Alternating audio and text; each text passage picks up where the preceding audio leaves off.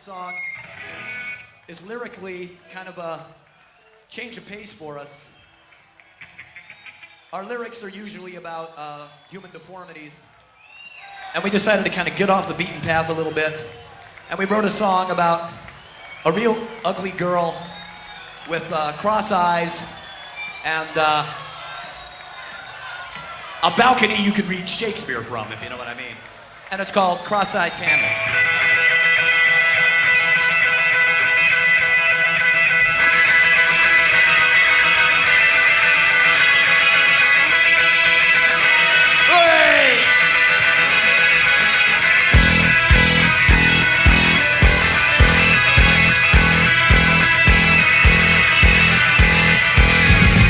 She doesn't have a boy to call out aloud. Never gonna call her up on the phone. You can always see the sun and her eye. And the memories are twice their time. Can't be surprised, can't be surprised,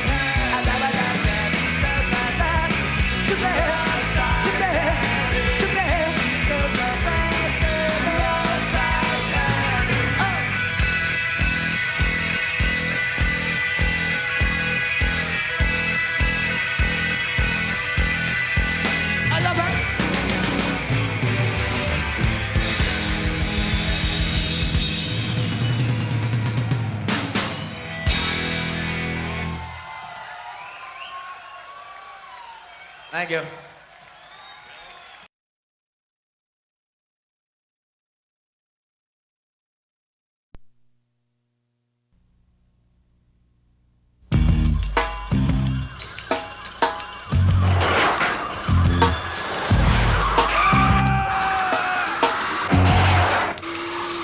Undisputed, but who did the damage? You think you can manage? Are you in or you're out? Hey, où as-tu acheté ton chapeau? Attaque bien, tonton. J'ai trouvé ma veste là-bas aussi. Bien.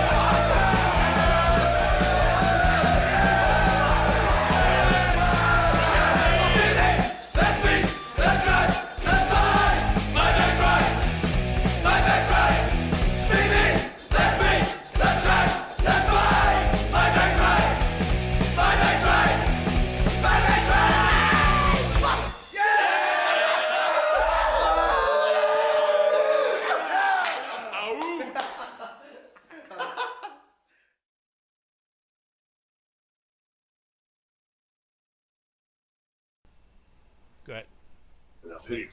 We're Antagonizers ATL, and you're watching the ED show Fanzine. Take it again. Do it again. We're Antagonizers ATL, and you're watching ED show Fanzine. Now, can you all say it at the same time? All right. 1, 2, 3. We're Antagonizers ATL, and you're watching the ED show. Billy fucked it up. Oh, well, here we go. I got it. This is what we'll do. I got it. I'll say we're Antagonizers ATL, and you can say, and you're watching the ED show Fanzine. All right. All right, let's go. You ready? Go. We're Antagonizers ATL. And you're watching ED show Fanzine. That was the best one. That's good. That was good. That was good.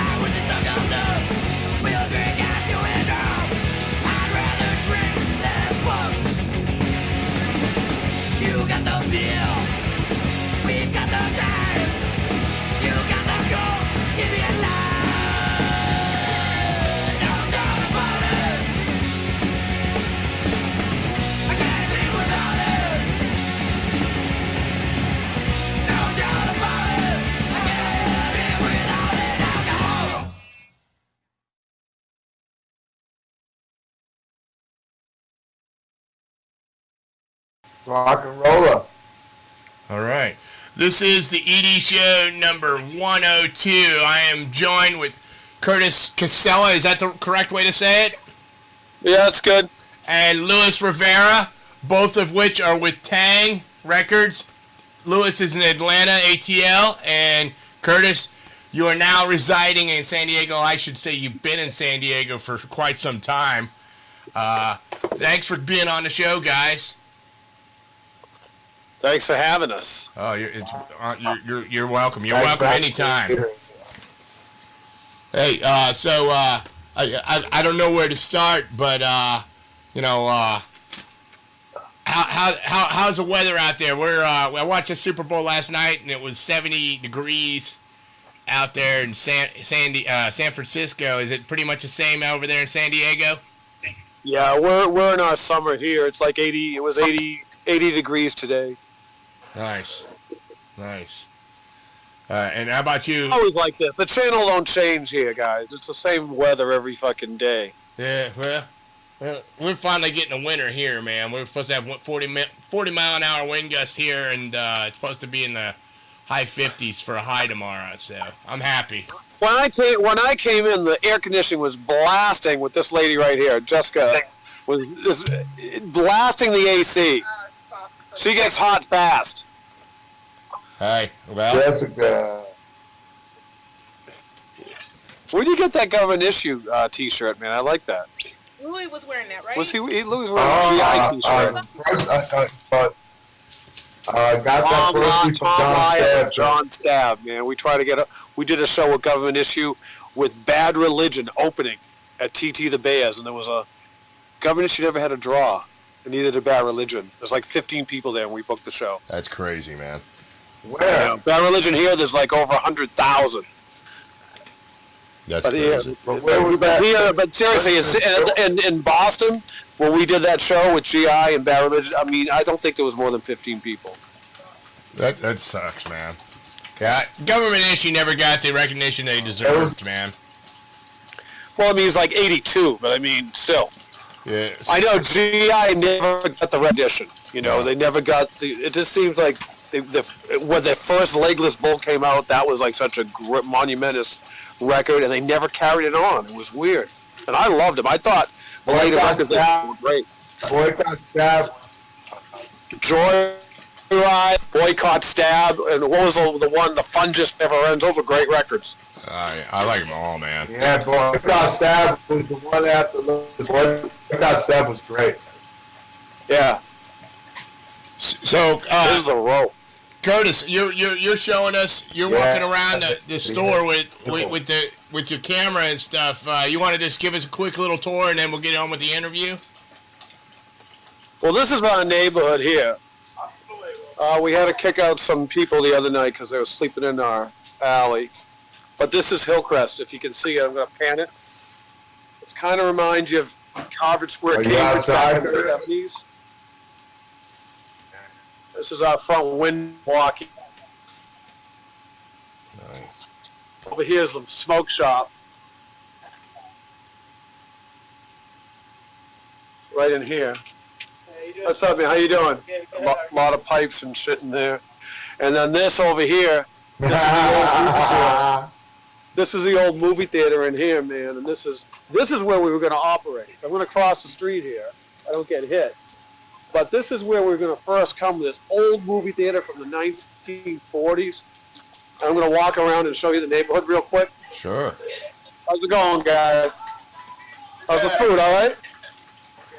Yeah, Eric, man, it's Okay, a here. really nice neighborhood. He's in a beautiful neighborhood out there. Fifth Avenue is kind of like, I mean, it reminds you kind of that spot in Atlanta where everybody was hanging out, where we went to Criminal Records. Yeah.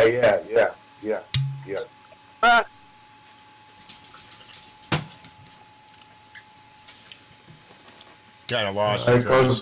comes Boris now, Curtis. Here comes Boris to say hello now. Curtis just talking to camera. Test 1, 2, guys. Can you hear me? Gotcha now. Gotcha. Yeah. Okay, did you get? Nah, I didn't hear you with the last 30 seconds I didn't hear you. Okay. Well, over here is kind of reminds you of like where I'm walking right here. Yeah. Is Cambridge is one of the better bars right in there. How's it going, dude? And there is kind of like the old movie theater, the Guild, and this is where Off the Record was, which was the record store that was right across from us. Off the Record moved down to 30th, a much kind of, I don't know, kind of down, more toward downtown. We're in kind of the middle. You guys hear me okay? Yeah, keep going, brother. Yeah. Keep going, Kurt. 1, 2, you there? Yep. Good. We're good. Yeah, we're in. Yep. You're good. Okay. So, walk down the area here is good. Okay. And am I doing it the right way? Can you guys see this? Yeah, just keep talking and the camera will stay on you. Okay.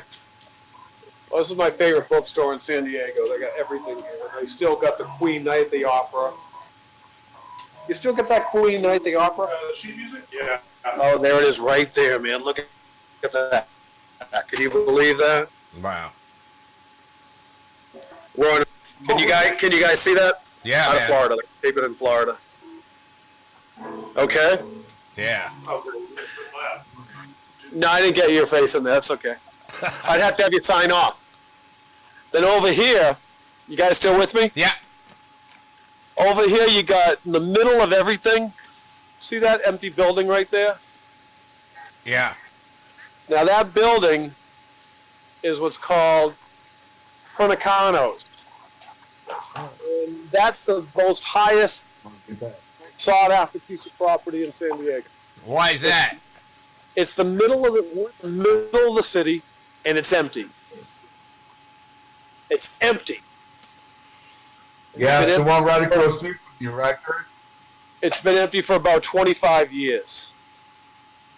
What's Right across the street from you, right, Kurt? Over the. Can you see that pan I'm giving you? Yeah. Let me ask you this, Curtis. Why hasn't anybody jumped on that piece of property in 25 years? Have you ever heard of the Rat Pack? Yeah. Sinatra, Sammy Davis, Dean Martin. They used to come down here back in the late 1960s, probably even the early 70s. Toronto's. And they would hang out there, and it was kind of like an Italian social club in a way. Okay. And what happened was the change. It kind of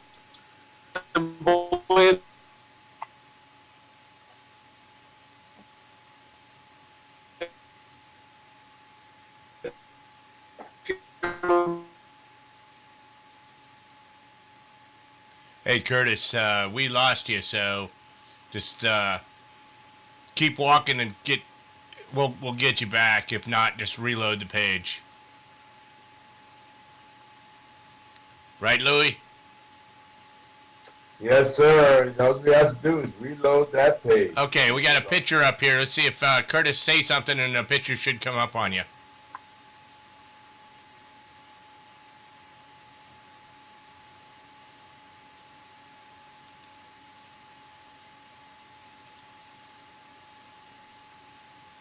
All right, we'll hang it. We're gonna hang loose, and maybe Curtis will get his signal back. That's pretty fucking cool. What he's doing right now. I didn't even expect this, man. So it's a bonus. Totally, man. Yeah. Yeah, that's the neighborhood that the store is in. The neighborhood the store is in out there, man. It's really, really cool, man. Awesome. What I'm gonna do is I'm gonna try to correspond with him on Sure, man. No problem. the other page real quick Yeah, no problem, man. Do your thing, man. and get him back on here, so just so he has an idea in case he lost his signal. I think he lost his signal because he's not in there right now. So give me a second. Yeah, I think he was losing a signal there too myself.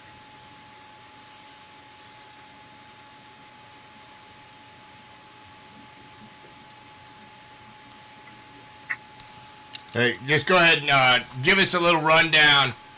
Test 1, 2. You guys there? Yeah, we got you back. All right. Did you get my pan of the sign of Panacanos? I think so, man. Look, see the sign behind me? See the white sign? Yeah. Hold on. Now, when Rob Halford moved in, it certified this being one of the top communities for free thinking, whatever we want to call it. Sure. And this Panacanos right there. And the building is right here, and it still stands to this day. And if we're going to go inside right now, we're going to break in, guys. We're going to break into Panacanos. Awesome. You're breaking in. B&E on the A&E show. Little spot we go in and hang out.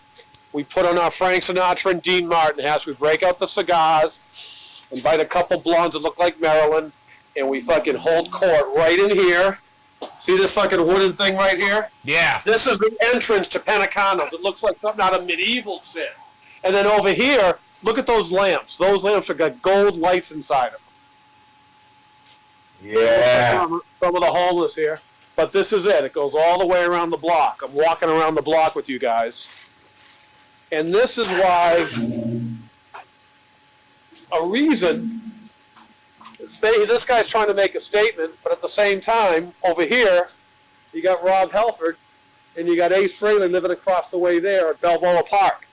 So you got Kiss and Judas Priest in the same block. Wow.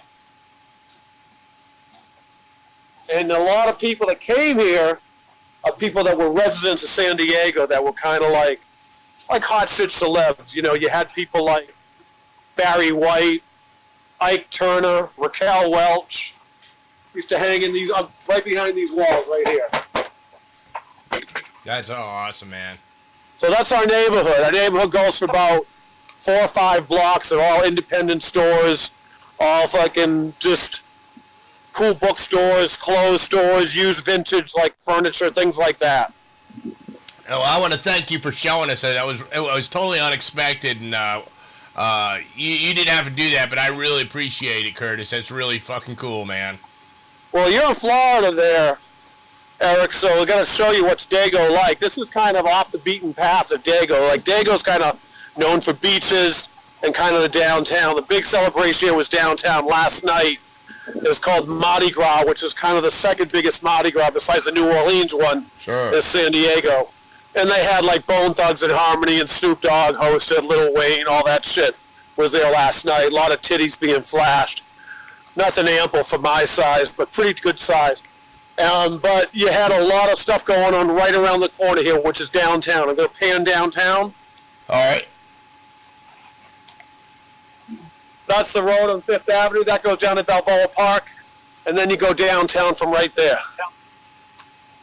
Awesome. So we're about 5 minutes away, where the House of Blues is and all the venues are. That's awesome, man. Louis, you still there, brother? I'm still here. I see Louis in the picture, so I assume he's here. Oh, Louis just left the seat. Yeah, Louis probably got the munchies. Cool, man. That's Anyway, Eric, that's the one block. We saw a 1 block radius just then. that was so awesome, man. I'm speechless, dude. Thanks again for doing that, man. I'd like to get you on again in the future. We'll talk later in the show. I don't want this to be a one and done. I think this is a great thing you got going on there. It's a great community, it looks like, and it shows that you've got a lot of heart out there and stuff. Maybe one day I can give you you saw Tampa, but I think my personal favorite is St. Petersburg. So in the future, hopefully you can come out and check out St. Petersburg and stuff and see. St. Petersburg, that's where, what do you call it, OJ's son and daughter are. Oh, is it? I didn't even know that. Oh, John. What's that? I lost you. I'll be there in a minute. No, Curtis is just frozen up.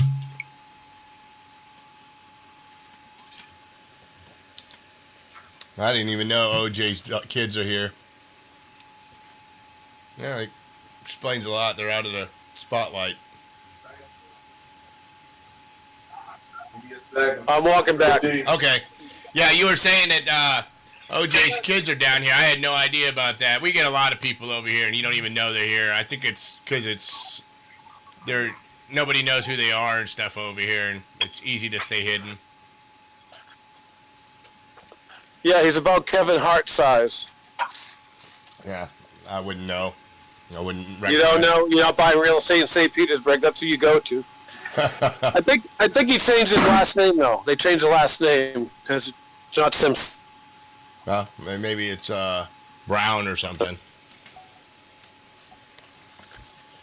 Good one. But, hey, so, you're froze up right now. Your picture's froze up. I just see a Tang logo behind you, so I assume you're pretty close to the store, or if not, in the store. I'm in the store right now. Can you hear me? Yeah, I can hear you. I just got a frozen picture, so. Okay. You see me now? No, I just frozen. I got. Right there. It's just frozen right now, Curtis. Okay. But you can drop in and out and refresh and stuff with this. So if you got to close your browser and jump back in, you can do that again. So don't sweat it. You know what I mean? Okay. Can you see me now? No. I'll let you know if it starts moving around and stuff. I'm back in the store now. So. Okay. Let me try something real quick. Again, technology. Yeah. Every time I do this, I learn new tricks and stuff. So we'll see if we can reinvent ourselves here. Hey, buddies. Hey, what's up, Louie? Louie's there. I've got no picture with you, Curtis. Curtis, I have no picture. I just got the Tang logo, so. Yeah, okay. Here, let's see. There we go. I see you guys fine. Yeah, we're good now. Oh, you can see me now? Yep. Good to go. Oh, good. Okay. All right. Cool, man. Thanks again for that tour. And, now this is like, if you're a sex addict, we're in a fucking porno store or a strip bar, man. If you're a music addict, you've got all this fucking vinyl candy right behind you, man. This is just, my mouth is salivating right now. Oh, let me see if I hope I don't get cut out again. I'll show you the good stuff. Okay. That's our 7-inch wall. I don't get the government issue single up here. I'm gonna get one for Louie here because we got the government issue single up on the wall. Yeah, well, I'm going to talk to you about government issue in a minute, too, man. I've got some stuff going on with them, with John Stab. I'm sure you've heard about his recent health issues and stuff. Yeah, he's not doing too good. Yeah, we're going to be, ED Show Fanzine's going to be putting together a compilation album. All the proceeds are going to benefit John. We're going to get a bunch of bands together. I welcome any input. If you can get any bands that want to donate a track, I'm either going to do it as a series or just one big comp. It's all going to be digital because of the time frame and stuff. I want to desperately get him some money and stuff. And then maybe later on down the road, we'll do something like DRI did for Spike Cassidy and have little benefits throughout the country with shows where proceeds of the money will go to a foundation set up for John. So I know the bills are going to be piling up and stuff. His girlfriend was telling me that she's not sure his his Obamacare kicked in, so we're kind of crossing our fingers and stuff. Staying in a hospital for a couple days is not cheap, let alone a couple weeks. So, and under the circumstances, he's going to be probably going through a lot of surgeries or chemotherapy or stuff of that nature. So it's going to really wear him out. Yeah, whatever we can do, we'd love to. Awesome. I appreciate it. So, man, this is so awesome.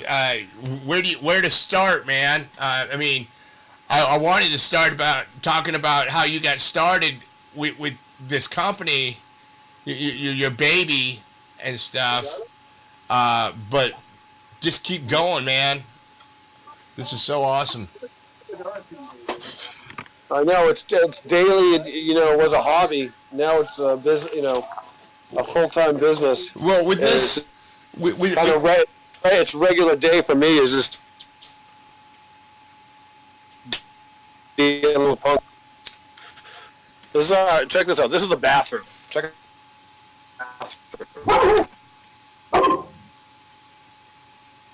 We lost you, Curtis.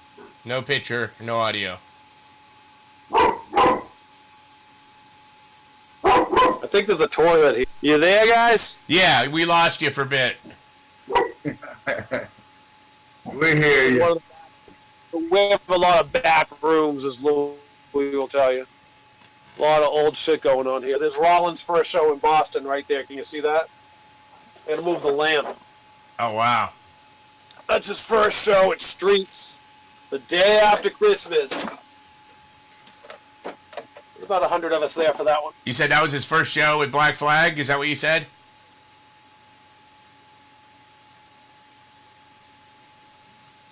First, probably no. I think it's yours truly right here. That's the Cramps channel here, named after a movie with Eddie Murphy and Martin. Can't remember Martin's name.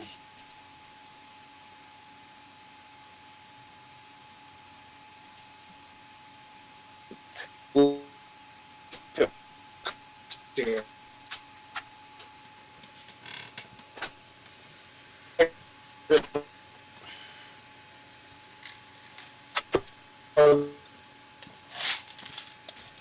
Hey, Curtis, you might want to move around. We got no audio.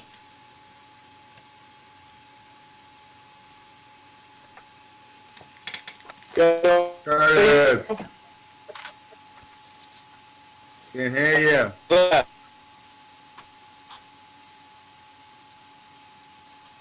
Come on, Curtis.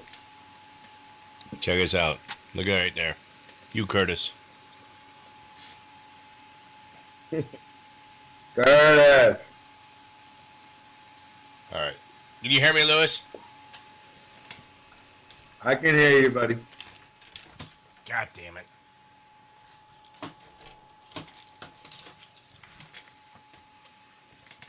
Can you hear me? Yep. You hear us? Yeah, I can hear you. All right, cool. So then the Addicts played one of our stores on the beach, and there's the images we blew up, and they signed them all. I'm in the back room here, guys. Wow. It was one of my favorite bands. I always wanted to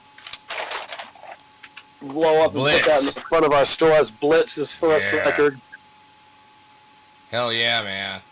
And there's Clockwork Orange, fucking the milk bar right there. Mm.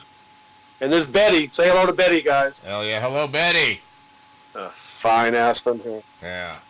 And there's one of the bands dropped by here and gave us this damn Butcher. It's Oh, wow.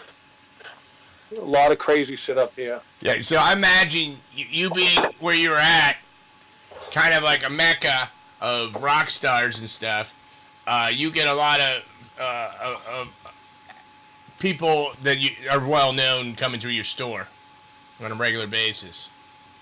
Yeah, it's pretty fun. That's a pretty fun thing we have. This is JR's license plate. He just gave that back to me. He was Tang 3. Oh, wow. Let's see what there. I think Richie was Tang 2. I had Tang 1 at one point. And then this here, this is pretty cool. This is an old chair from the movie The Party with Peter Sellers. Oh. It's got speakers inside. It's all like kind of orange velvet, and it's hooked up to an old 80s Laughter. Looks like something from Doing the Right Thing. There's our cassette collection. We keep a 1970s cassette. There's our 8-track, punk rock 8-track collection right there. Get the hell out of here, man. Hey, do me a favor. I'd like you to take a picture of that. That'd make great wallpaper, man. That's some classic shit. Look at some of these 8-tracks. I believe this shit came out on 8-track.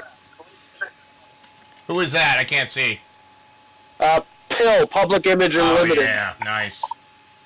This is one of my favorites. Wow. Who is that? I can't see. Was that a Jam? Oh yeah. That's the Jam's first 8-track.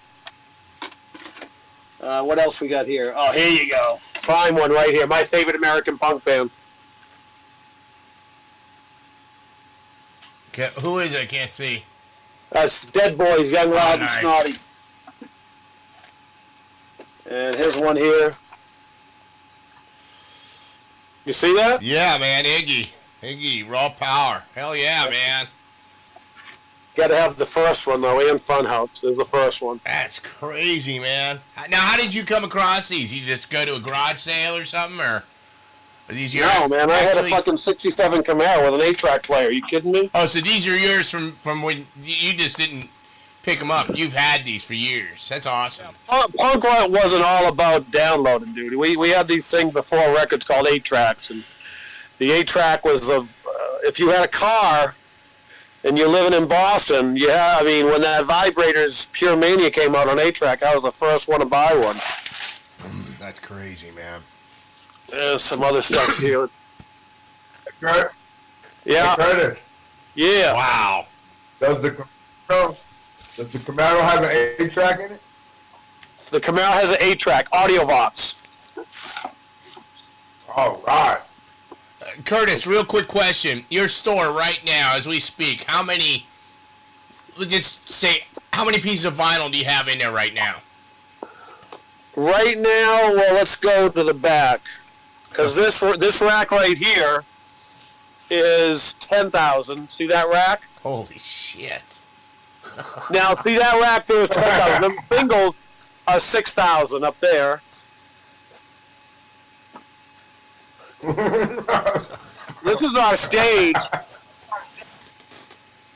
But it gets really crazy. Hold on.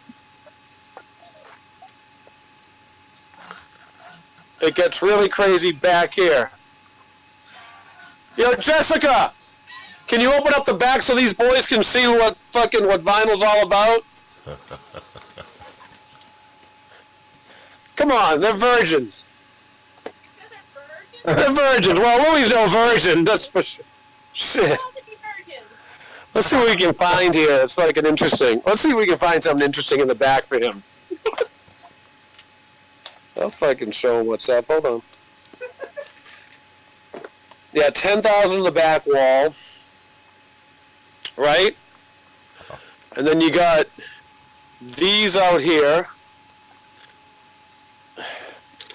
You got some gems, like, see, we got AF. What do we got over here is what I'd like to know. Adolescence. Oh, what the fuck is this? Wow. This is a really shitty band from New York. Oh! Just happen to have it sitting right there. Thou shalt not kill. Who the hell is that? Hey, Curtis, let me ask you a real quick question. I need you to see. I want to see if you can turn your phone. Hey, Real deal. how much is that? $30. Wait a minute. $25.99. That's got the CBGB show on the backside. Here's the ones we just got in today. The ones we just got in today, though, we got today.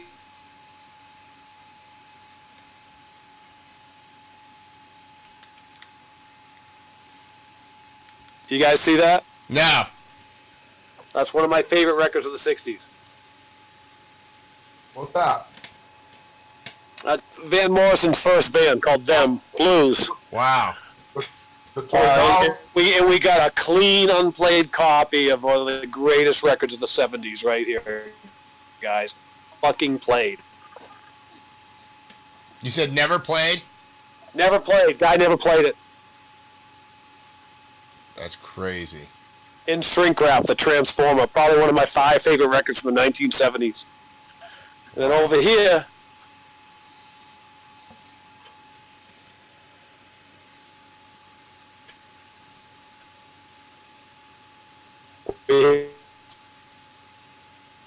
We're not hearing you.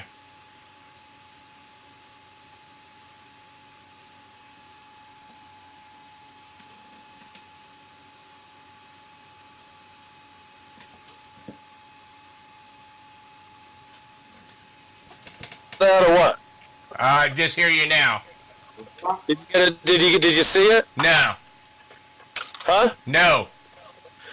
Yeah, the phone cuts off as soon as we get in the room. We'll try one more time. Sure. Here we go. Keep talking, Oh, guys. we're here. Test. We're here, man. Did you get it? Did you see it? No, I got black picture, man. Yeah, something about that room. Once you go in that room, it shuts down because it's all vinyl. It wasn't on any media of any kind besides vinyl. Yeah, man. I bet you. Unless you're a fucking turntable, the thing's just going to shut right down. That's crazy.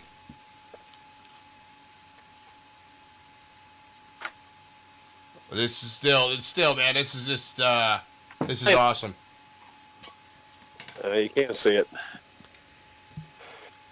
Well, maybe between now and tomorrow we can get some pictures and we can kind of slip them into this video.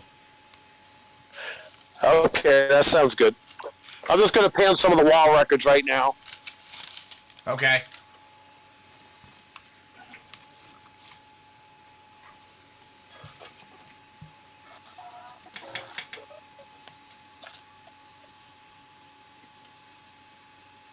We used to have all Social Distortion on this whole row till Mike Ness came in and bought his fucking career.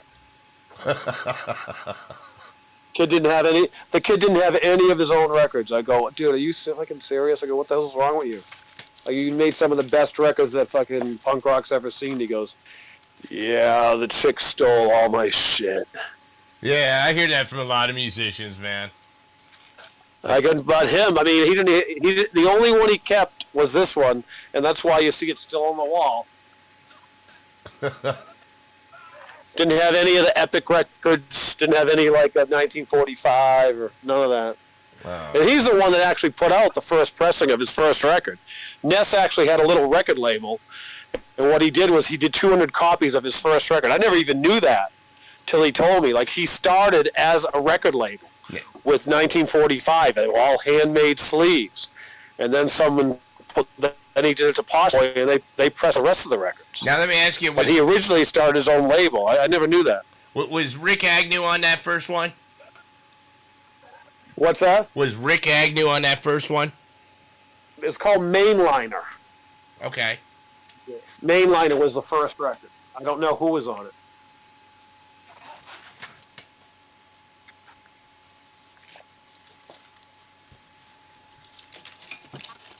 We just sold the New York comp and the Boston comp over the weekend. That kind of sucks. That's two spots we're missing. The New York City comps. I don't know what it was called. Revelation's first record, I think, or Warzone. It was either Warzone or Revelation's first record. And then we sold This Is Boston, L.A. Yeah, that Warzone's really hard to get, man. Yeah. I've been bidding on it online, and I always get outbid, so... You get one. The single's the one to have. The single was that was the one that set that label off. Sell a lot of love records here. For a band from the '60s, I don't know if it's the Manson relation, but we sell a lot of records by these guys. Oh yeah. Huh. Yeah, I think it's because of Bobby Beausoleil played in the band. Huh. And then this here is the wall. We're pretty proud of here. This is the Taang wall with all the different pressings. Nice. And the one we were missing, we found one. It was in the back of a counter that fucking had a television on top of it, and we found a copy of that. Dickie's record. You found the That was our like 56th record. We didn't have a copy of it anywhere, not even at my house, and we found one in the store buried under a television. That's fucking nuts. Yeah, I know. I actually forgot for a second that we put it out on vinyl. I go, did we put that thing out on vinyl? I emailed Stanley. I said, Stan, did we ever go vinyl that? He goes, yeah, man, we definitely did. I'm sure we did. I think we did. No, maybe we didn't. I go, shut up. So I realized that we did, and we did such a limited pressing. I think on the Dickies it was like 2,000. It was gone. Curtis. There. We lost your video. Hit the video.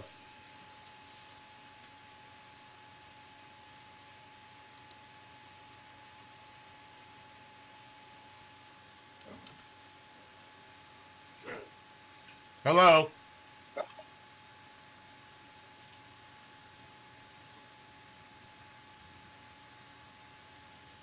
Hey, Lou, you hear me all right? I hear you just fine, Eric. All right, cool. I'm sure Curtis will come back. Yeah, okay. This is like, wow, dude. you know, we were talking about doing this from your store and stuff. You know, your store and No, I would prefer that he did it from out there because it's really all about that store, man.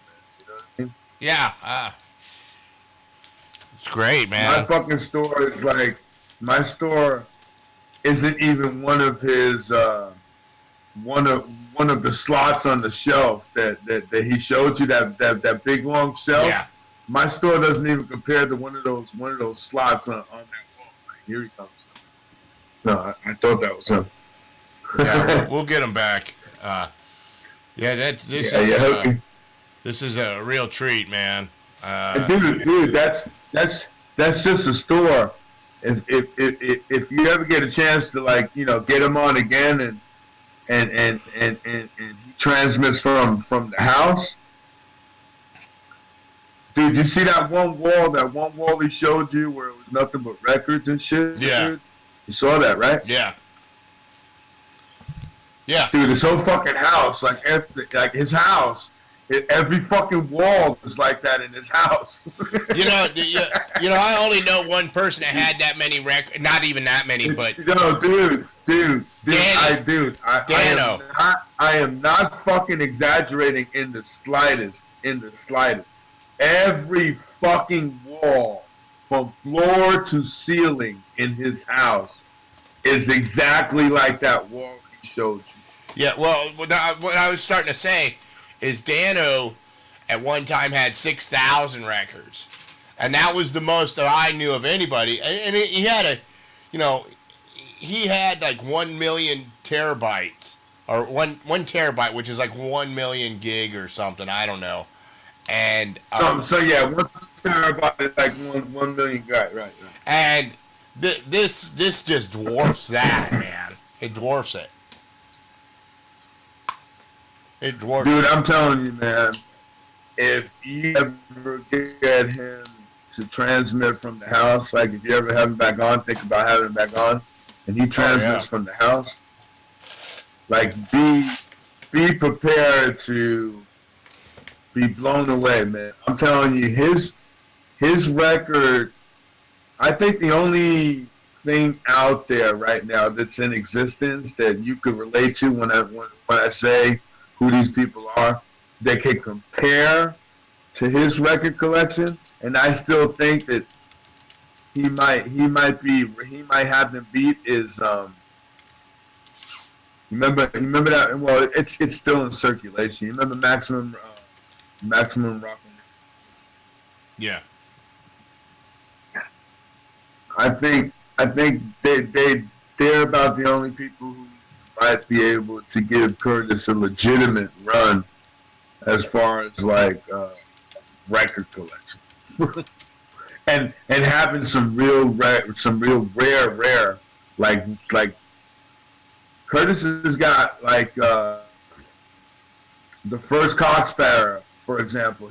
Curtis has got the first Cock Sparrow on Decca, which I think that there was only so many of those like printed before they went over to the other. Hey, the other Curtis. people, but We got you back.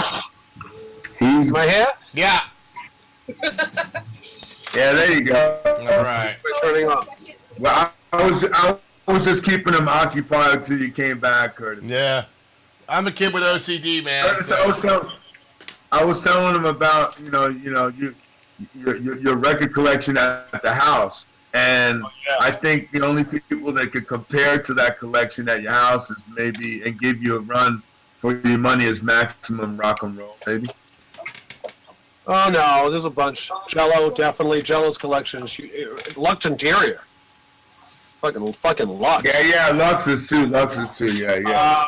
But I mean, that collection you got at the house is no joke.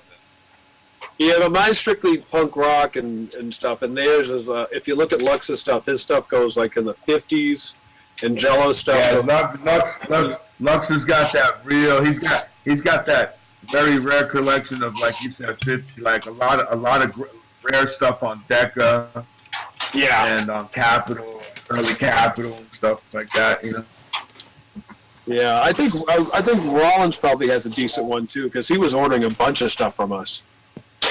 Well, this cat right here is gonna start ordering some stuff from you, man. So, I look forward to checking out your catalogs and stuff and figuring out what you got and what I don't have nothing compared to what you've got, man. I mean, I got one thing you need though. Hold on.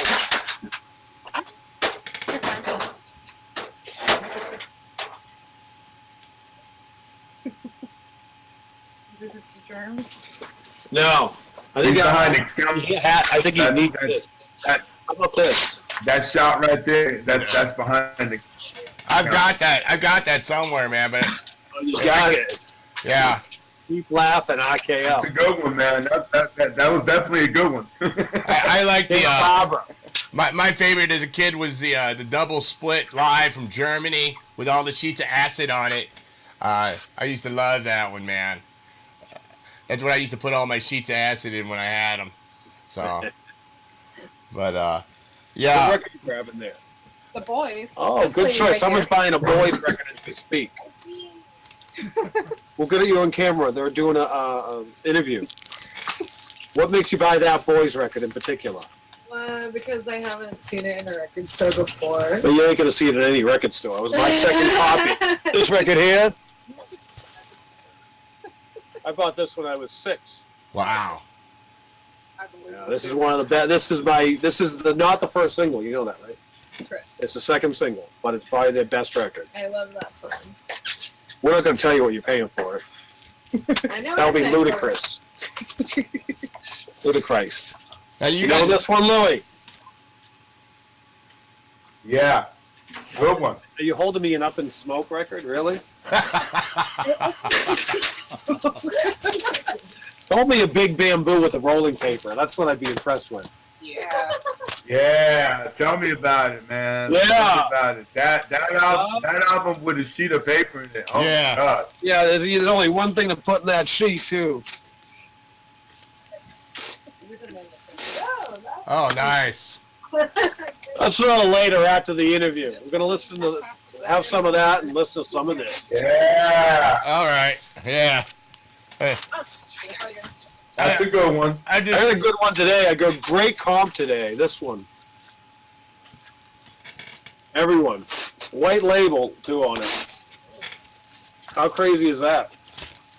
yeah. Well, This came with Yeah, I'm the checking that out. 60s? Yeah. 1969? Yeah, good one. Jokers. Yeah, man. yeah. Look at that. And my favorite duet. I think I should stop. You know what I love about that album? What's that? It's got the stereo symbol in the corner. Yeah. Now you got this, Curtis. It was a big deal. Curtis, you got this? I got everything in Mad. Absolutely. My favorite's Spy versus Spy. Oh, nice. Yeah, grab that, boys. Sorry to see that boys single. What was that Alfred E. Newman there? Huh? This is Musically Mad. Alfred E. Newman. Oh, I know. Did you? How about this? What issue though? Yeah, what? Oh, yeah, that's a good one. Yeah. I never heard it. Someone just gave this to me. You have- if you're Because I think you should own this because I like all female bands. Wow, look at that thing. Hello, Jessica. Louis saying hello. I found this in the trash. Check this out. I found this in the trash. Are you serious? Yeah, man. I just found this in the trash. Does it have the skin in it? I don't know. Let's see. You just found Guys, what why in don't you the say trash? hello to the customers? They're doing a live interview in Florida. Yeah, I'm going to point it to our customers. Hold up that boy signal. Oh, there she goes. Yeah. All right. Alright. Hi, ladies. Okay. You guys look good. That's good. Yep, just some Monday night collecting. That's awesome, man. Oh, what do we got here? Hey, I gotta admit, Eric, man, that store, I love that store. Oh, man. It's so fucking cool, man. Yeah, check this out. This is pretty cool. They gave you. What's that? Let's see that. What is that? This is Disconnect. This is like a straight edge band. Spirits. It's got 3D glasses and stuff. Well, that looks cool as hell. Grand Funk had 3D glasses. And then they got this really cool. The way they put their album together, it's like it comes apart at the corners and stuff. But yeah, I never even heard of that. Hey, I was going to ask you, Eric, how well do you know Louis? From the first time I met him was when they came to Tampa. How long ago was that? With you. Oh, I don't know. With you, when I knew him when he was. we were in Florida. I knew him way before Antidote, dude. I knew him when he was in his first band. Okay, check this.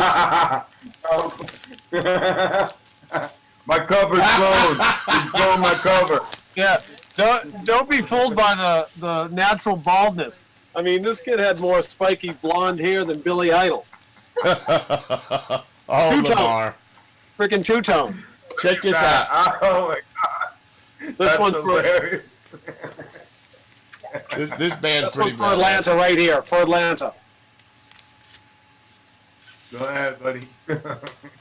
Where's he from? Oh, yes. Augusta? Richard, yes. Augusta, Georgia, right? No, that's James Brown you're thinking about. No, Little Richard, Augusta, Georgia. I met him. He said he was from northern Georgia. Do you have any gimmicks like this, Curtis? Discontent. That looks new. How new is that? It's pretty new. I got it last year. Oh, okay. I was going to It's say. on State of Mind Records. This is my neighbor when I was growing up. She babysat me. Oh, cool, man. She's from You didn't meet Foxbury, Massachusetts. One down the way where I'm from. So, what made you move out to San Diego, man? Came to sign a band. That was it. And then there's what? You said this is a life? Because again, I think we still owe her for some time she did with me. How much of the vinyl you have in the store is signed by the actual artist? Just Louis, that's it. Louis and Judas Priest. Wow, you just can't keep it in the store, huh? No, we don't do a lot of autograph records. Honestly, do we have a lot of autograph records? Well, we have a signed. I mean, a few like Alice Cooper, every Soul's Distortion record, but he bought them all. Yeah. The ones we had He were bought 'em signed back? by him, and he bought them all. Here's, And a lot of, I'm trying to think of autograph record, mostly 70s stuff. Tommy Bolin from Deep Purple, Sylvester. Sylvester, everything by the Bar-Kays, because they're based in San Diego. Got a few from Ike Turner before he kicked it. I didn't have any with Tina. There was all the solo stuff. Did you want it back? I don't know, a few Rolling Stones. But not really. Like, the autograph to me is not a big deal, you know? Like, autograph records to me, I remember when the Vibrators came by, and the guy in the Vibrator said, yo, Curtis, this guy in England told us you have more Vibrators singles than anybody in the world. I said, probably. I go, it was the first punk record I ever bought, technically. I mean, technically the first punk record I ever bought wasn't really a punk rock record. It was Chris Spedding with the Vibrators. And it's not really a punk rock record, it's a glam record, but it had the song Pogo Dancing on it. So ever since then, I would always buy a Vibrators record, but I would buy a Vibrators record with every country they put it out in. So yeah, we had about probably 60 Vibrators records, and they were here for about an hour and 15 minutes just signing their own record. I don't think they've ever seen as many records as they did. there you go. Eddie and the Hot Rods, too. That's signed by. That looks familiar. What is that? It's the ads, and it's signed by Rick Agnew. Oh, the ads. Okay. I was supposed to put out a record by Tony. Yeah, I remember them. Saw them a few times. Adolescents of the Country Club with Slapshot. I'd like to show you a lot of my stuff, man. I'd also, you know, to me, this is a classic comp of the 80s right here. Oh, yeah, we just showed that on the wall. Yeah. Oh, I couldn't see it because we were freezing up. Now that Penny's gone, I can show you this. That's hot. That's what I'm talking about right there. You know who turned me onto this, to Millie Jackson? You won't believe it. We sat in the back room and played all of her records. Jello Biafra. Huge Millie Jackson, like 70s soul stuff. We went through more 70s soul music you could imagine. It was intense. His knowledge of, like, that kind of music is insane. I'm going to try to pull out some of the stuff I bought from you when you were in Tampa. Okay. Hang on. I owe you $1 more. You got to say hello to the Simpson kids. Yeah, man. They're in St. Petersburg. So I have no idea why I didn't even know that. Well, she is trying to figure out what she does. Rock and roll, good bootleg. Let's see. I got I had that. You know what that is? You see Oh, that? G.G. Allen. Yeah. I used to kick the shit out of that guy. I'm a big fan of these guys, man. I've got Chicago. I got lots of them. Let's see. That one is only. What you got? That one's $5. I can't see that one. Is it? Oh, Adolescence. Okay. I got a lot of stuff from Rick. Some Red Cross. Some Off. I think I have one more. Go off. He used to work for us. Morty, Keith Morris. Let's see. More Naked Ray Gun. Anytime anybody buys something Some from the Chromags wall, original. they get First press. Chromags. That should be re-released, man. Sure. I want to re-release that record. Age of Quarrel. Some more Adolescence. Yeah. Original. I'd like to re-release Age of Quarrel, the record that ruined hardcore. Yeah, man, it's crazy. Yeah, you know, they re-released it on CD. It was a double split. It was like Best Wishes and Age of Quarrel. You know, nothing compares. I didn't think much of Best Wishes, but I loved Age of Quarrel. Yeah. And the one before that, before the Quarrel, with all the stuff that was not mixed right. The demo stuff, yeah. You remember these guys from Massachusetts? Yeah, they were from the suburbs. Yeah, sure. Charlie Infection, yeah, they tried to play with GG. Charlie Infection.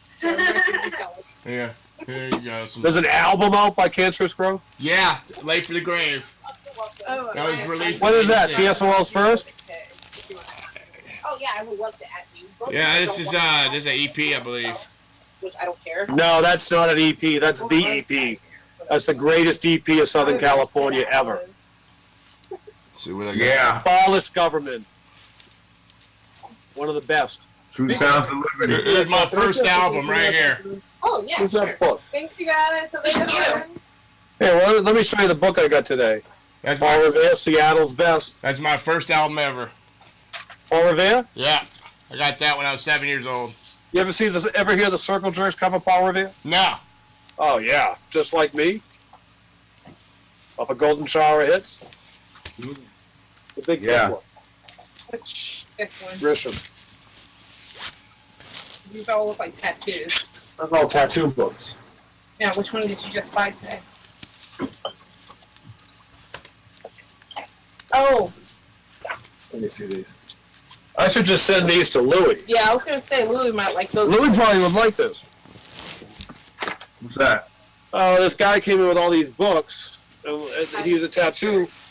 He had all these tattoo books. I said, you know, all right, that sounds cool. And he's giving me all these books of tattoos. Right? Look at this.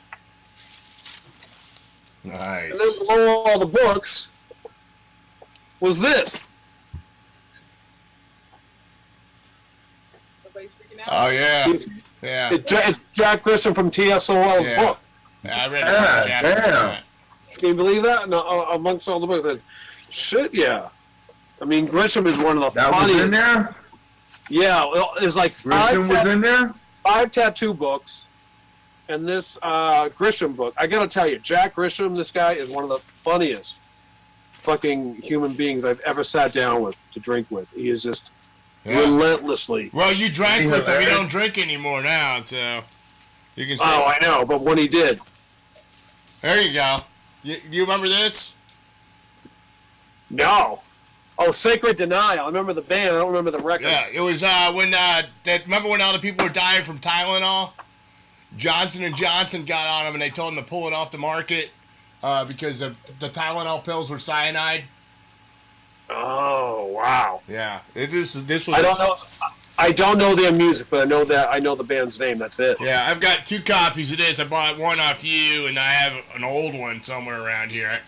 The old one. That looks like is that the black vinyl one? Yeah. Yeah, the old one I bought, I got from Ronch Records back in '86. Well, pull it out. Let me see what pressing that is. Pull that shit, because we don't have any black. I bought this from you. Oh, that's the first reissue, yeah. Yeah, it's the first one. They're all white vinyl now. Oh, yeah? Yeah, you got the first issue. There's Cool. only about 500 of those. And then I got this bootleg Chromags right here. What is that? Where is that at? This is recorded in 1986, limited to 300, Winnipeg. Okay. Yeah. But nothing like you got, man. I mean, I feel like look, I can pop a wheelie on my bike. You know, look at me. You know what I mean? Here you go. Here's another. You remember these guys? Psycho. Oh God, yes. Unfortunately, I do. Yep, absolutely. Those bags from hell, man.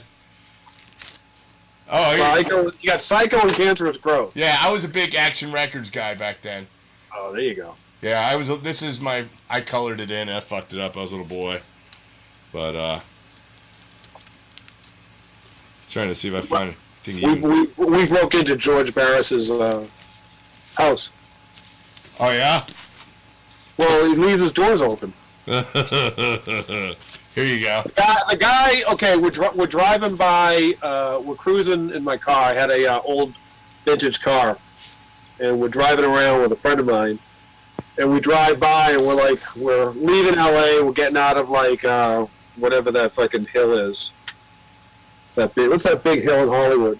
Like this hill that goes all the way from practically the beach to the valley. Can't remember it. Goes through Laurel Canyon. Anyway, we're driving through there, and we're driving through this place, Toluca Lake. And we're driving past this garage. And inside the garage, we see this Pontiac. It looked like a GTO. But it was weird looking because it had 3 sets of headlights. And it was bright orange. And I'm colorblind. And it was fucking bright orange. And we go, pull over, man. Let's see what the fuck that is. And we drove around the block. We stopped, looking around the neighborhood. We walked into the garage.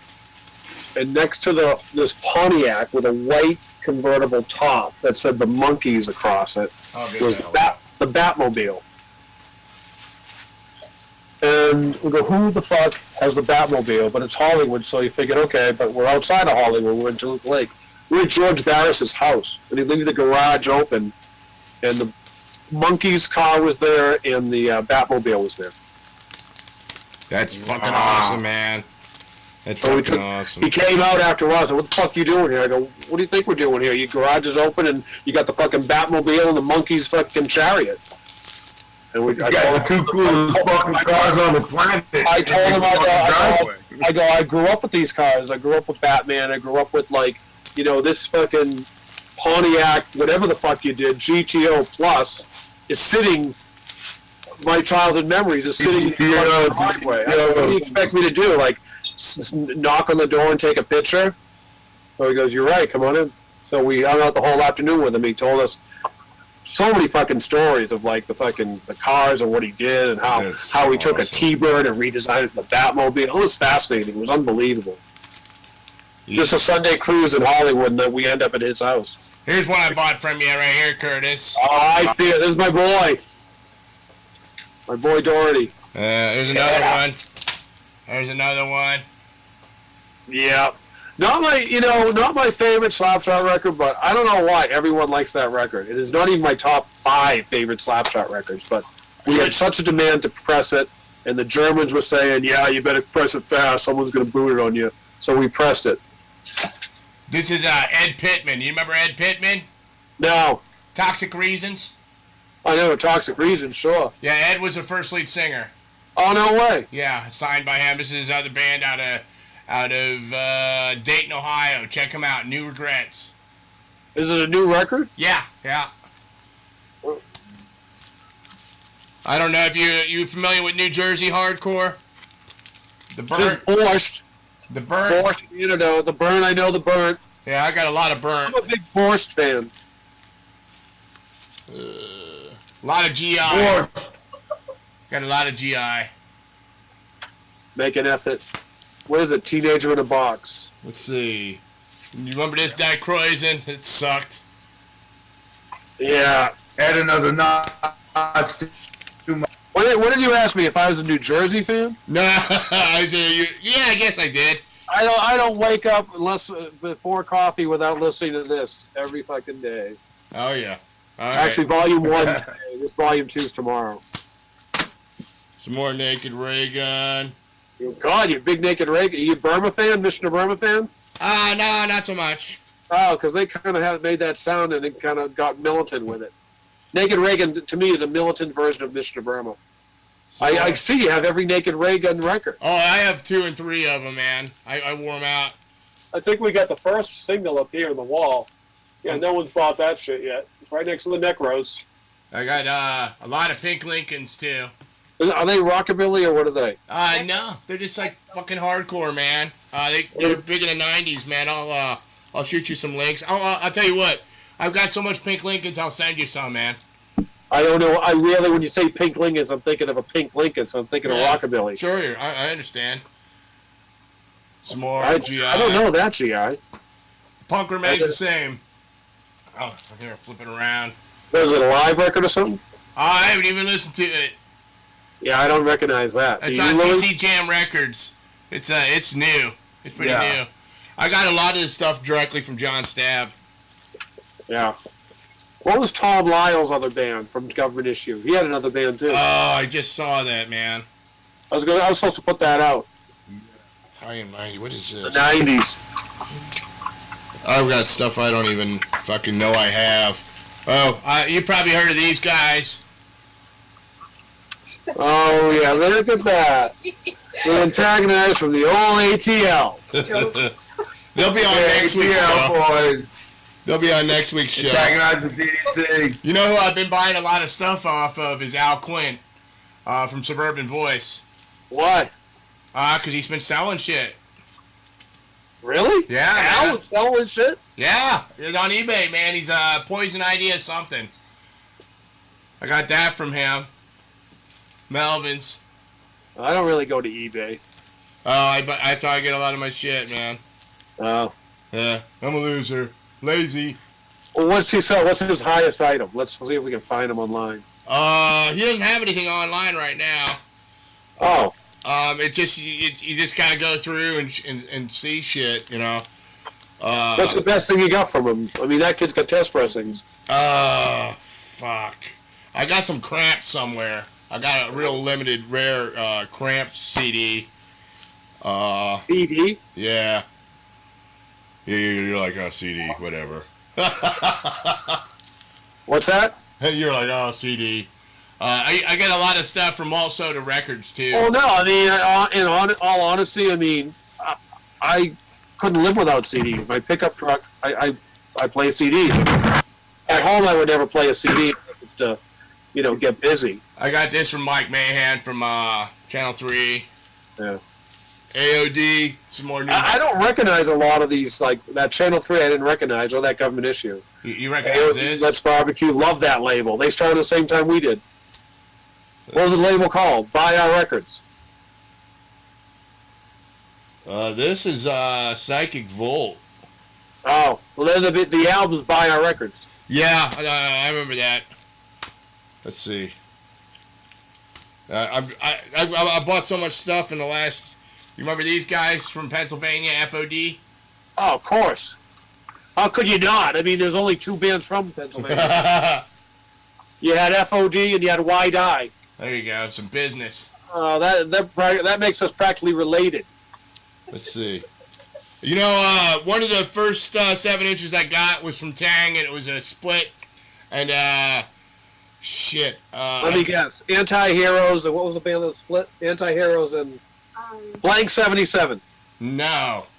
Oh, okay. It was. It had. I think it had a chick in the band, and they're sitting on a car. Oh, Noonday Underground. Yeah. Yeah. Last Stand. Oh, yeah, you're right. That is their original name. You ever hear this band out of Miami? F. Okay. They're still around, man. They're still around. Love Miami. Yeah, did you guys go That was on? probably our best show of the whole Gangrene tour. Yeah, really? Wasn't it, Louis? I think What's that? Oh, Louis gone? What's that? I'm right here. I see his shadow. I'm right here.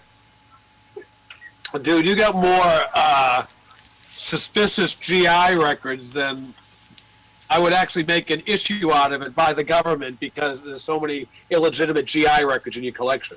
I got them from Stab. I know Doctor Strange reprinted a lot of shit too. That's true. They went from Discord to Homestead to Doctor Strange. How fucked up is that? Right. And they were also on Mystic too, weren't they? They had one. They had one Yeah. on Mystic, I think. Yeah. So, and I think there's right. something else. You know, I've got some test pressings signed by John too somewhere around here. So I'm trying to see. I mean, I've in the last 2 years I've just bought so much shit that I don't even know what I got. I don't know what to say, man. Yeah. But anyways, I'd like to get back to asking you some stuff about your store, you know, and how you got into business, and you know, I mean, I saw the video. It looked like it was from Germany. Was that correct? From like 86, 87? And I think that was I got right off the plane and I got interviewed in Germany. and you're like sitting on the side of a building. And It was right. I think we were just doing How to Get Away because we did like 21 takes of the Jerry's Kids Kill Kill Kill album, and I went on tour with I can't remember what bands were on tour. I think it was like a Tang tour. It was like Bowl of Ultra and the Lemonheads going through Europe. It was awesome because the Berlin Wall was still up. So I got to cross the Berlin Wall. Last show we did before Berlin was Bielefeld. Looked like a bomb hit it. And they didn't clean up after it. Hey, real quick, I don't mean to jump off the subject, but what do you think of this resurgence of cassettes coming out? First of all, number one, it's fucked up. Number two, I'm not making cassettes. I'm getting the cassettes that were holding up half of my house. Under my house, I had 60,000 cassettes. And I got this call from Revelation. Revelation calls me and said, "Hey Curtis, man, you got any of those stuff on cassette still?" And I go, "Yeah, of course. Why?" He goes, "I don't know. We're thinking of maybe carrying some Tang cassettes." And I said, "Okay, fine, whatever you want to do. How many you want?" He goes, "I don't know." I figured he's going to say, like, I don't know, like 1 or 2 or 3. He goes, "I think I'm going to start with like 300 of the freeze." And I go, "What did you just say?" He goes, "We're going to start with a few hundred." And I said, "Fuck you. Is this like a joke?" And he goes, "No." He goes, "There's some stores out here that want cassettes." And I thought it was like a Europe thing or whatever. Because in our store, it's weird. We had an argument between these two guys that came in the store. I thought they were going to fucking hit each other. And they walked into our store, and one of the guys started arguing, and they weren't customers. You know what I mean? They came into our store with it. You ever have someone come into your, presence, and they're arguing, and you have nothing to do with it, and they're just arguing to be heard. So these two guys come into the store, and they're, going to San Francisco in a BMW. And the guy says to the other guy, goes, I'm not riding with you all the way from San Diego to San Francisco for 8 hours with your attitude. So we're listening. It's like, yeah, okay, I get you. He goes, I want you to buy anything I want in this store. And this guy was like a young guy, kind of like, probably, 21, 22. And the other guy seemed like he was like 27, 28. He goes, okay, I'll buy you anything you want in this store. If we have a pleasant trip from San Diego to San Francisco on the Ocean Road, the 101 or whatever. So the guy comes into the store, he goes, oh my God, this is a record store. He goes, we don't have any record player. What's that? What are you talking about? He goes, yeah. He goes, but your BMW has a tape deck, doesn't it? So we have this box of tapes, and the tapes say 25 cents a tape. And the guy looking through the tapes, he picks out like 1, 2, Tears for Fears, Thompson Twins, Madonna. And he's got like 6 or 7 tapes in his arm. And the other guy is like got his arms crossed, and he's like, I'm not going to go with you to San Francisco. I don't care, fuck it. He goes, you promised me you'd buy anything in the store, and I want these. He goes, you want what? He goes, these cassettes. I go, okay, I'll buy the cassettes. So the guy comes back in the store, and he picks up the entire box of cassettes, and he slams the box onto our table, and he says, how much for all these cassettes? And there's like 200 cassettes in there. I go, I don't know, give me like $100. So he gives me $100, and from then on we started stocking cassettes because we realized people in Southern California have so many cars from the 70s and 80s that they all have tape decks in them. Good. And they're fucking, am I still on? Yeah, yep. So the fucking, here's the fucking record that fucking Ness left. Believe that? The first record. That's the only one he owned. Anyway, so the guy just bought cassettes, and then we started putting cassettes out at $1, $2, and we've been selling. How many cassettes do we sell a day? I sell at least 4 cassettes a day. 4 cassettes a day, every day since that day. Sometimes we sell like 30 or 40 or 50 cassettes. Yeah. So I don't understand where. I assume it comes from. I don't see a lot of people at home with tape decks. I don't. I just bought one myself. I bought one myself because all these bands that I have on the show, there's a resurgence in it. And I've been asking a lot of people who have been on. I was like, what the fuck is so good about cassettes? It's not. Do you know where another reason why people are buying cassettes? If you own a record label and you try to press records, right? Yep. You're looking at 30 weeks. Yep. That's 30 weeks to get a record press. Sure. Now, 30 weeks, some careers don't even last for 30 weeks in the music business, right? Right. Some bands don't even last 30 days. So if you go to a record plant in America and say, I need to repress RKL. I got to repress this record. RKL's playing a show. We need 500 copies for our reunion show. You know what the record plant's going to say to you? The record plant's going to say, well, no problem. It should be in your hands in 36 weeks. And then do you know what they say? After you say, I can't wait 36 weeks, guess what the next thing they say is? What? Well, we can turn around a cassette in 72 hours. So you can press a cassette in 3 days, but it'll take you 6 months to get vinyl. So I think cassettes are in because of that reason. Yeah. The CDs you can still get in a week. Cassettes you can get in 3 days, and vinyl takes like 6 months. And a lot of people can do them from home, and that's what these bands they're doing this. They're printing their own labels, and just I've never played any of these cassettes. I have no idea how good quality it is. It's not like buying the old Maxells and stuff. Yeah. But this is a band. I'm sure you've heard of them. They're called Gay Kiss. They're out of Phoenix, Arizona. They fucking smoke, man. They opened up for Off. I've had them on the show. I love them. Check them out. They're a great band. I've got them on vinyl here. But is there a vinyl and a cassette? Yeah. I mean, it's just crazy cassettes, man. Yeah, well, you know, and you living in San Diego, it gets hot there, and me living here in Florida, people don't remember when you leave a cassette in a car, it gets fucked. Yeah. You know, and it's like, who the fuck wants that? When CDs came out, I was like, hell yeah, man. You know, that's I'm a big CD fan. I mean, I have a lot of CDs, more CDs than I do vinyl. But with CDs, man, I like it when people in bands press CDs with something a little more than just a CD. You know, I mean, if you look at some of the bands, like a band that came in today was Misery. It just they're a little, you know, these CDs are just, they're not your typical plastic thing. There's a nice, like, look like a record cover case. Yeah. The pack or whatever, you know. But some of the CDs, a CD like this, I mean, if it wasn't the Misfits, this is a plastic beach, you spin your thing. It's just not exciting anymore. It's got to have something else to it, you know.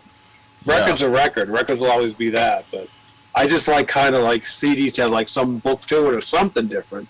Yeah, the jewel case is the worst design next to the cassette. Well, this cassette holder was okay. It didn't break as easy, but the CD jewel case is a piece of shit. It's the worst design out there. Yeah. Horrible. But I'm sorry, I didn't mean to interrupt you. I had to ask you that, man, about cassettes. You being in the business, it was, you know. It's back. I mean, it's not back in abundance. It's probably 10%.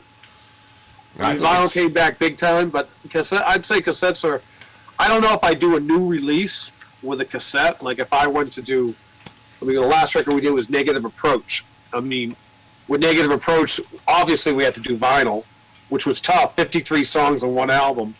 But we did a CD. Go, yeah, and people say, are you going to do a CD? I go, of course we're going to do a CD. You know, we're going to do a CD and vinyl. But I mean, with the cassette, I don't know, man. I mean, maybe we should. I'm going to try. If there's any band I try it out on, it would probably be a hardcore band. It would be Slapshot or, you know, FUs and cassette or Negative Approach. Because Negative Approach come from the cassette era. Yeah. You know, their first album, Tied Down, was a cassette. I bought the cassette because of the fucking car. Yeah. Well, everything I bought from Roar Records, or whatever they were called, I don't remember. It was Roar. Everything I got was cassette. I don't remember them ever having CDs or tapes. I mean, you know, I might be wrong, but just the bad grades. And then BCT was back. San Diego. Yeah, everything from them was cassettes that I remember. You know. Well, the most historic San Diego punk record of all time is Our Blowout, and that was a cassette only. Oh. Never a CD. It was a compilation of all the San Diego hardcore bands from 1980 to 83. Speaking of San Diego hardcore bands, Battalion of Saints will be here in March, and I haven't seen them. I've seen some footage here and there. Have you been lucky enough to see them live? I mean, honestly, the lineups change so frequently. I have no idea who's playing with the band, except for George. Of course, yeah. They had the guys from this '90s hardcore band, Heroin, playing with them, and they were awesome. And then they had Mario, who plays in the Off. He was playing in Battalion of Saints. I mean, everyone's played in Battalion of Saints. You had members of Discharge. You had members of UK Subs. You had, I mean, come on. I mean, everyone who hasn't played in Battalion of Saints. Well, you know, you being in the business, you would know. I don't know that stuff. You know. It's still George, and they put out a record on Southern Lord about 6 months ago, and I never got a copy. I didn't see it. I couldn't try to figure out who distributed it. But yeah, they put out a single, and we put out Second Coming just recently as like an album, you know, the way it was originally. Got the original tapes. So, hey, Curtis, have you noticed that Lewis has been playing his tuba? He's smoking up. I think he's going to work. Somebody ought to make a bong that makes like musical notes and stuff. They make a killing. Yeah. But yeah, I've got some questions here. That's for you. That's for you. That's for you, Curtis. I don't want to interrupt. You know, it's your segment here. Interject. I like to hear from you, Louis. We haven't talked on the phone. We just usually text. I talked last week to you, though, when we were in bed. But I'm just saying, look, Curtis, now we have this avenue. We have this avenue. We don't have, we could always do this from now on, too. Hey, so how old is Tang Records now? First record came out March 4th, 84. Wow. So we're talking 32 years? Is that right? Yeah, 32. It'll be 32 years next month, yeah. Wow, congratulations, man. Thanks, man. You got any big plans? You know, when someone asked me that last time, it was like, we ended up doing a box set. They go, what are you doing now, man? You've done all the bands you really like to do. I mean, you're signing some new bands you like, but what would you really like to do? I go, I really just want to put out box sets. And this guy came up to me and said, really? And he called me the next day and he said, I got it. And he had this idea.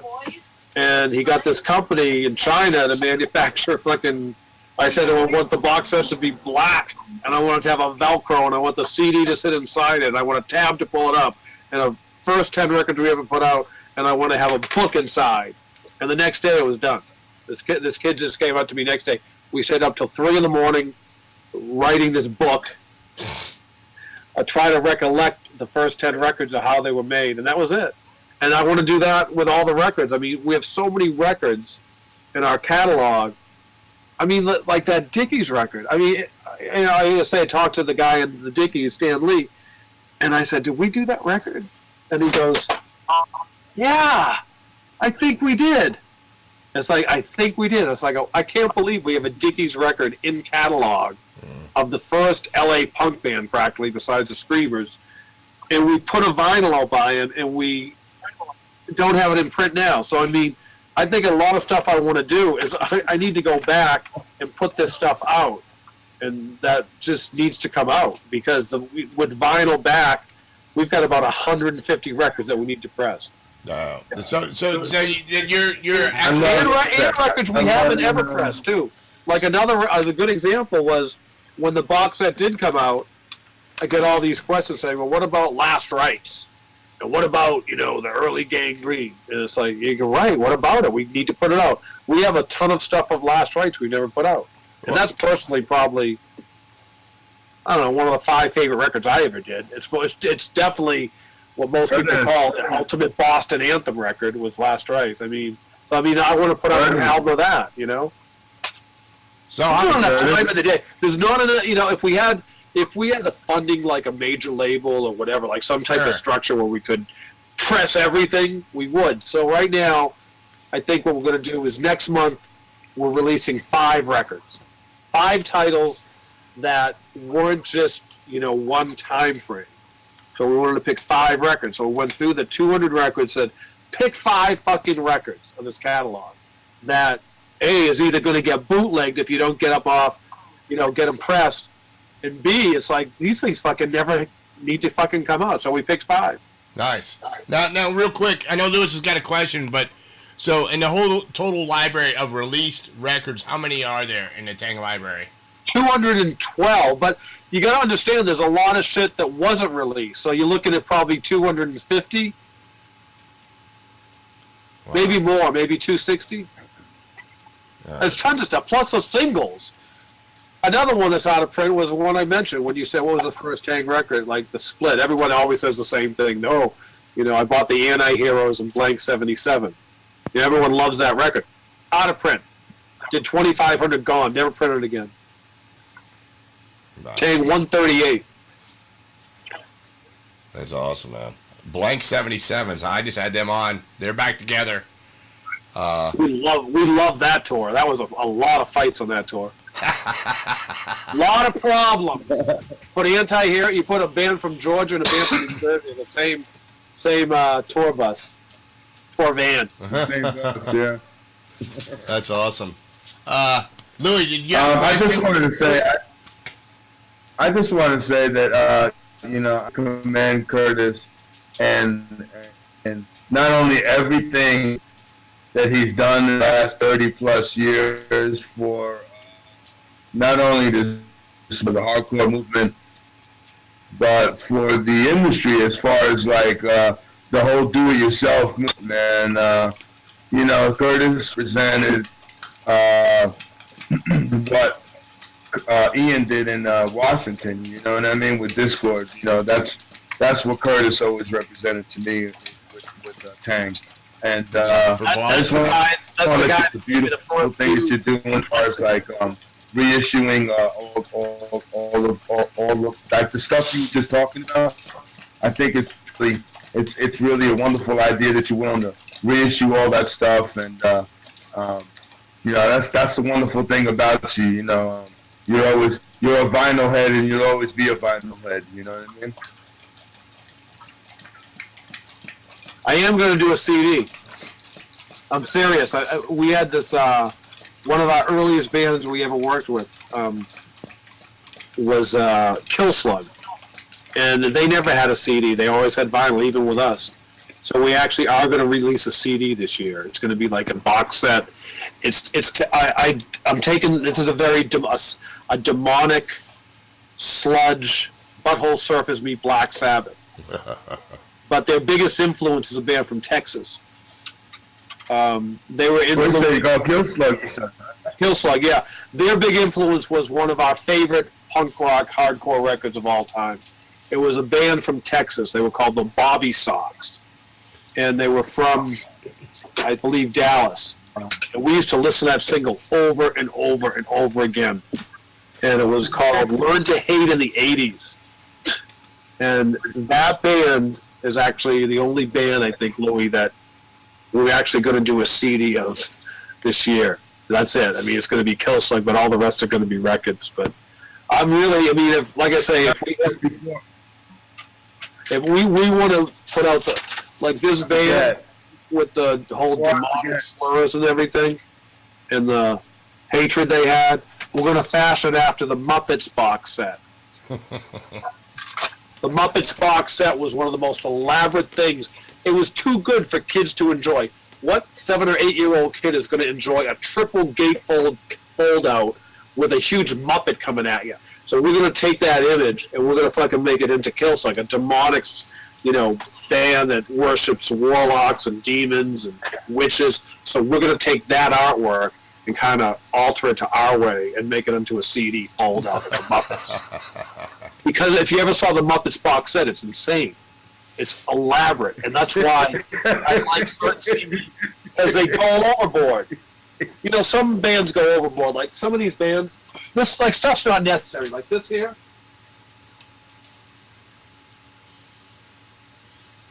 This is my favorite English band. This is The Clash. Now, this is not necessary, but you did it. They did it. This is all 19 singles. That's the box set, right, Curtis? Yeah, see that? That's the box set. Box set. Shit like this is completely unnecessary in music. But how cool is this? Like, I'm a huge Clash fan. I would want this.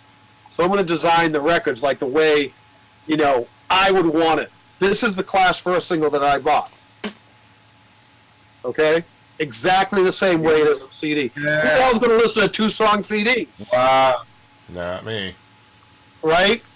But it's still, the fact that somebody did this, of course I'm going to buy it. You think I'm not going to buy, like, every single I had on CD? Is it going to be one and done? 30 or 40 bucks? I mean, shit like this is why I like to do CDs. They did this with my favorite band from the 60s, the Small Faces. They did the same thing. Every fucking 7-inch the band ever released in a book. I don't know, man. I don't know. Once you get all the records or once you get all the music on digital or album or CD, you want... what's the word? You know, you get all these pictures you get from all your favorite bands. OCD. You want a fucking table book, right? Yeah. You want to sit in your fucking table. You want to put your feet up, like Louis, have your favorite dog on your lap, have your bong right here, and you want a fucking table book so you can look at your memories. Yeah. And that's what this shit is. I think shit like this is not necessary. It is not necessary to have all 19 fucking Clash A and B sides on a CD. But it's cool as hell. That's what I want to do. Well, you know, and if you got the money to spend on it, I mean it's... Well, dude, we sold like those box sets like they were fucking heroin. I mean, I mean, as a buyer, And if you really want it, there it is. You know, it's everyone for the what do you call it? The buyer that has to have everything by a band. You know, I mean. Yes, I can't put this back together. Can you get this back together? Where'd you go? Anyway, yeah, it's you're right. You can afford it, but you can't afford to buy. What's that go for right there? Is that over $100? Is that? This goes for $45. Okay. Now, if you went to buy 19 singles of The Clash, you're going to buy the best of The Clash. You're an asshole if you don't own the best of The Clash. I don't care if you're a punk rocker. I don't care if you're a fucking Forever 21, whatever the stores they go to now. I don't care who you are. You have to own The Clash. I don't even care if you're a music fan. It's just what they say. You have to own it. So would you want to own it on an MP3, or do you want to read about the band and the history of the greatest band that ever happened in England since fucking, the Rolling Stones? You want a book. You want to see how the records fucking came out, because you go to buy them now, you're not going to be able to afford it. So $45, yeah, there's the first classic. That's how it was. Here's the book about it. Yeah, I want that. I don't want to just go to Wikipedia or fucking listen to something on an MP3. I want a finished product. Nice. Yeah. I mean, the singles, if this thing ever came out on 7-inch, I'd buy it in a second. Even if it's a repress.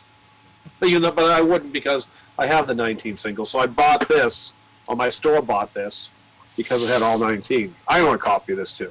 Sure. That's awesome, man. Hey, Curtis... But I'm trying to, get you... It's hard to talk about where music is going now, because especially when you're with someone like Louis or me, who kind of saw, 3 inches away is HR from the Bad Brains screaming Big Takeover. It's kind of hard to tell someone who's fucking 20 years old walking into this store and saying hardcore was the greatest thing in history. There was electricity, there was, free, originality. What? I mean, what were the greatest things in history? Electricity. The light bulb, because we used it for everything. The smartphone, unprotected sex. Cars. Unprotected sex, and Cars. The Clash, and hardcore. Yeah. That's pretty much it. I don't know what else has. Anything else happened recently? No. Yeah, that's about it. Smartphone. So when someone comes into the store and tries to talk about, I'm buying this music, I want to hear this music, oh, I want to, buy the new, whatever's new. Who's new that's hot and rock?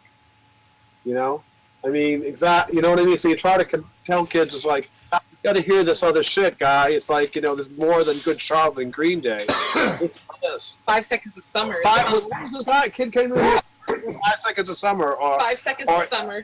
ASAP. I go, ASAP. Yeah, he goes, yeah, you got any ASAP? I go, get the fuck out of here. Fuck is ASAP? Oh, they're hardcore. I go, really? Okay. What's hardcore, kid? Why you tell me what's hardcore? What is hardcore to you? ASAP. Fuck is ASAP? I don't even know it. We had a fucking ASAP shirt. He goes, how much is that shirt? I go, $35. He goes, I want it. I go, okay. The fuck is ASAP? Hey. I go, have you heard Negative FX? Have you heard Motorhead? I played a Motorhead, and I think he ended up buying $175 worth of Motorhead records, because he never heard anything. He goes, I never heard anything that fast. I go, okay, start with that, kid. We'll get you in Gangrene next week. Nice. Hey. It's just this being in the store. I mean, and I know you can. It's to imagine like having a store and having like minds come in here that are so starving for knowledge is just amazing. And you feed them this stuff, and you start playing this stuff on the through the stereo, and a pop on a vinyl. Today the record was Scream. This record, guy never heard it. It's like, I go, really, you never heard this? I go, something wrong with you? I go, is something mentally wrong with you? I go, you never heard this album?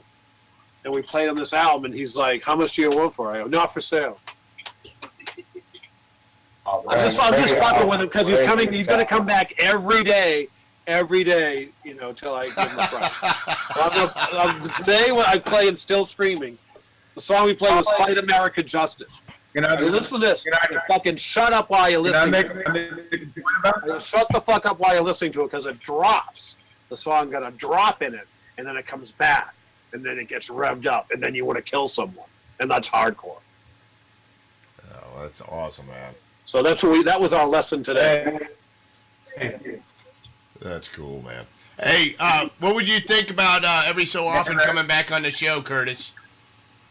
Yeah, I mean, what's really fun here? What's the funnest night? Would you say? I like Saturday nights here. Saturday nights, the weirdos come out, the characters come out. We stay open we usually open till past midnight on Saturday, and we get a lot of freaks, and it's a lot of fun. I would like to, maybe we just set up a camera, and it's up to you if you want to tell them that they're alive, and we just broadcast that. You know what I mean? Some of the that, or have some of the stupidest questions you've ever been asked. Or how's it going, guys? Well, we're also too the thing about late night here in San Diego is everybody walks around here because of the movie theater, the restaurants. And then you got Rob Halford. So you got a lot of people walking around here. So people always drop into the store because we got a speaker outside, and our records are outside too. But I think that's what draws them in, hearing the music, because nobody else plays music in this block.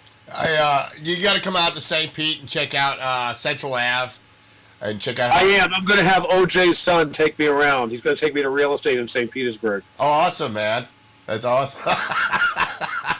Did you see the OJ? I can't believe you didn't know OJ's son is working there. It's not public knowledge, man. I don't know how to help. No. Caldwell Banker.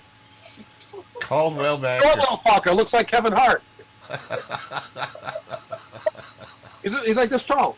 It's like the last time he was in the public eye, he was right after the murders. I mean, he was seriously, what's his name, Justin?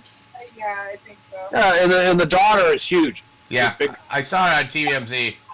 Yeah. Anyway, yeah, he hasn't grown much. He's got a silver suit, Italian shoes. He's got a little real estate thing that says Caldwell Banker, St. Petersburg. Well, I'll do some investigating. Maybe that's all I know about St. Petersburg. I know a lot about Florida, but that's about it. We got the Dali Museum, man.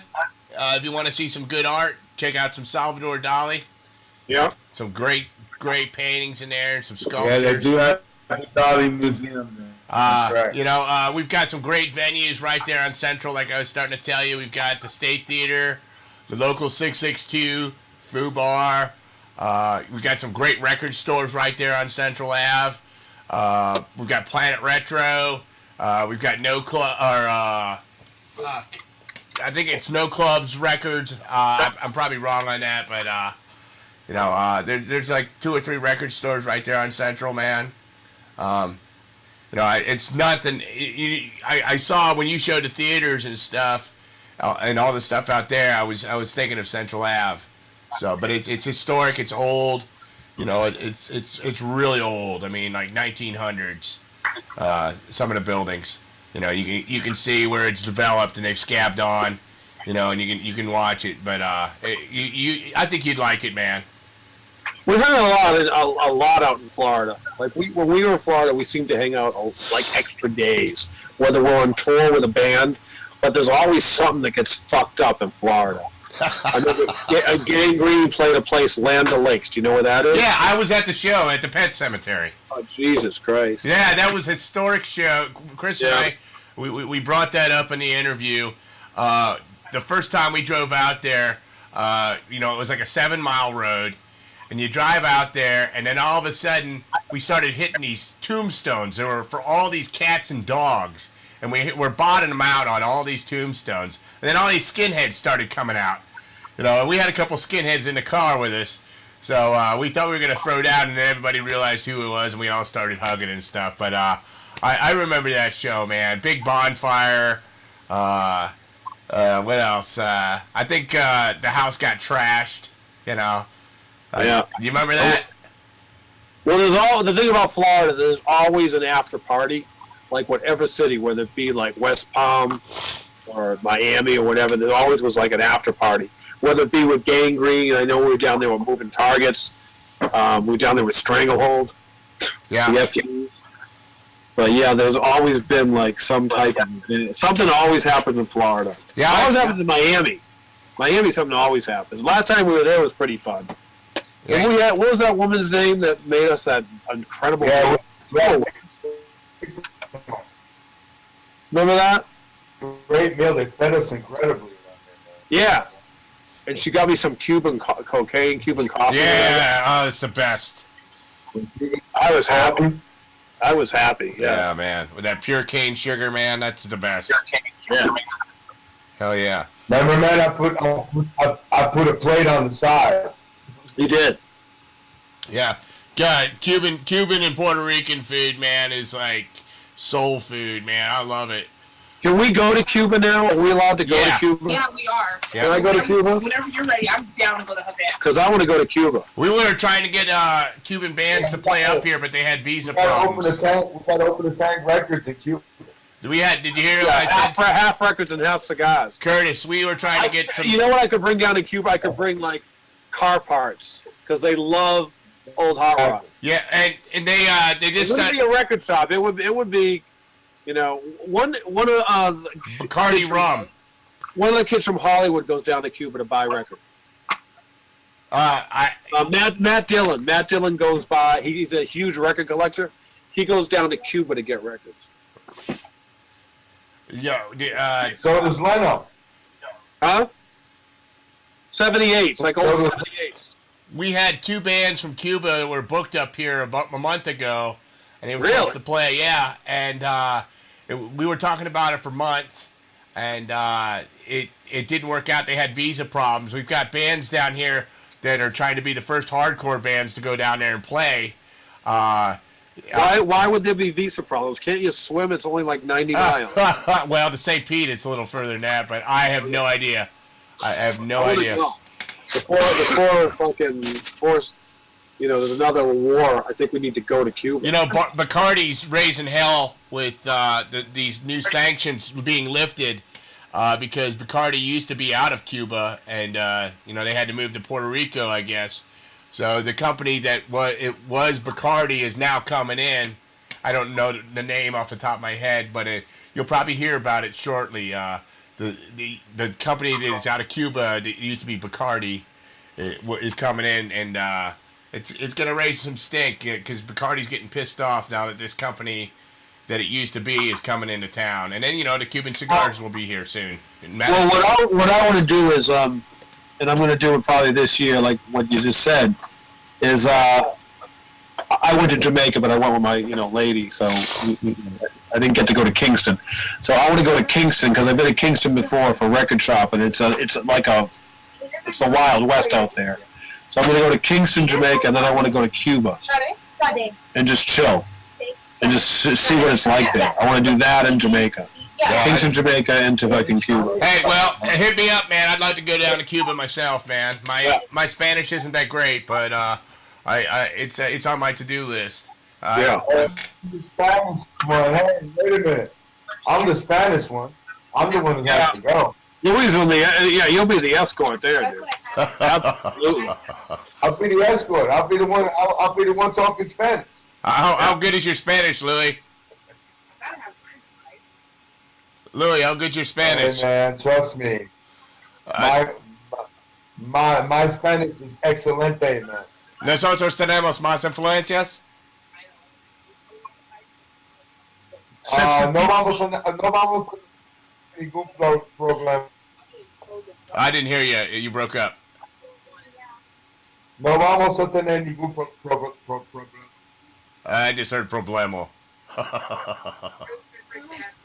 Something about no problem, right? Anyways, Curtis, you were talking about new Slapshot, something coming out with Slapshot next month. Is that right? Yeah, it was one of the 5 records I picked.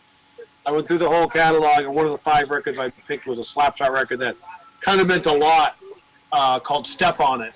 And it has not been in print, and I wanted to do a vinyl of that because it's really the first real Slapshot album. I mean, everybody wanted me to do old-time hardcore. I don't know why, but it's not my favorite Slapshot record by far. Is Step on It. So that's one of the 5 records I wanted to put out in the next couple months. Also, I'm hoping John Stabb's going to be able to watch this. I know he's still in the hospital. Both you guys, feel free. I say hi to him for me. If you like. Hey, John. I hope you're doing better. Heard about the news. Stay strong, brother. Cool, man. Appreciate it. Yeah, John. Yeah, John, coming from the bottom of my heart, buddy. We hope that you get better and you get through this and you get on the other side of it and come out a whole lot better person. We love you. And, we're thinking about you all the time, buddy. Hell yeah, man. Curtis, we got to do this more often, man. This was fucking a blast, man. Did you like doing this? Was it fun? Yeah, I had a great time. Cool. Now you understand why Chris Doherty had such a blast doing this. Yeah. It was a pretty regular thing until I did that fucked up thing with that gig, that poster. So hopefully we can amend things and get Chris back. Well, maybe we can get Chris on the next time I'm on. Yeah, man, I'm totally down for that. One way to get a hold of Chris. Yeah, I told him I'd give him a public apology on the air, man. Louis knows that. Louis and I have had several discussions about it. I'll bend over backwards for Chris, man. It was just bad choice. So,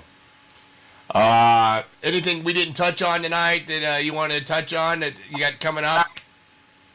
Oh, I don't know. I'm not really a self-promotion guy. I just like to talk, but Oh, you did a great job, man. I don't know, Jessica. Do you have anything that you want to say? Hey, Curtis. Having shows, and we'll be opening a lounge by the end before the. Yeah, there you go. Hopefully, we'll be opening a fucking lounge here. That band, Jello Biafra, is doing our opening. Spinning with me, spinning. When are you doing that? Whenever I call. When are you doing that? Whenever it gets cleaned out in the bag. Our bag, guys, we have to open another store just to get rid of some of the stuff that we have. I think the next store is going to be. I'll be out. You know what? Hey. Hey, Curtis. Yeah. Tell Jessica I need a box set.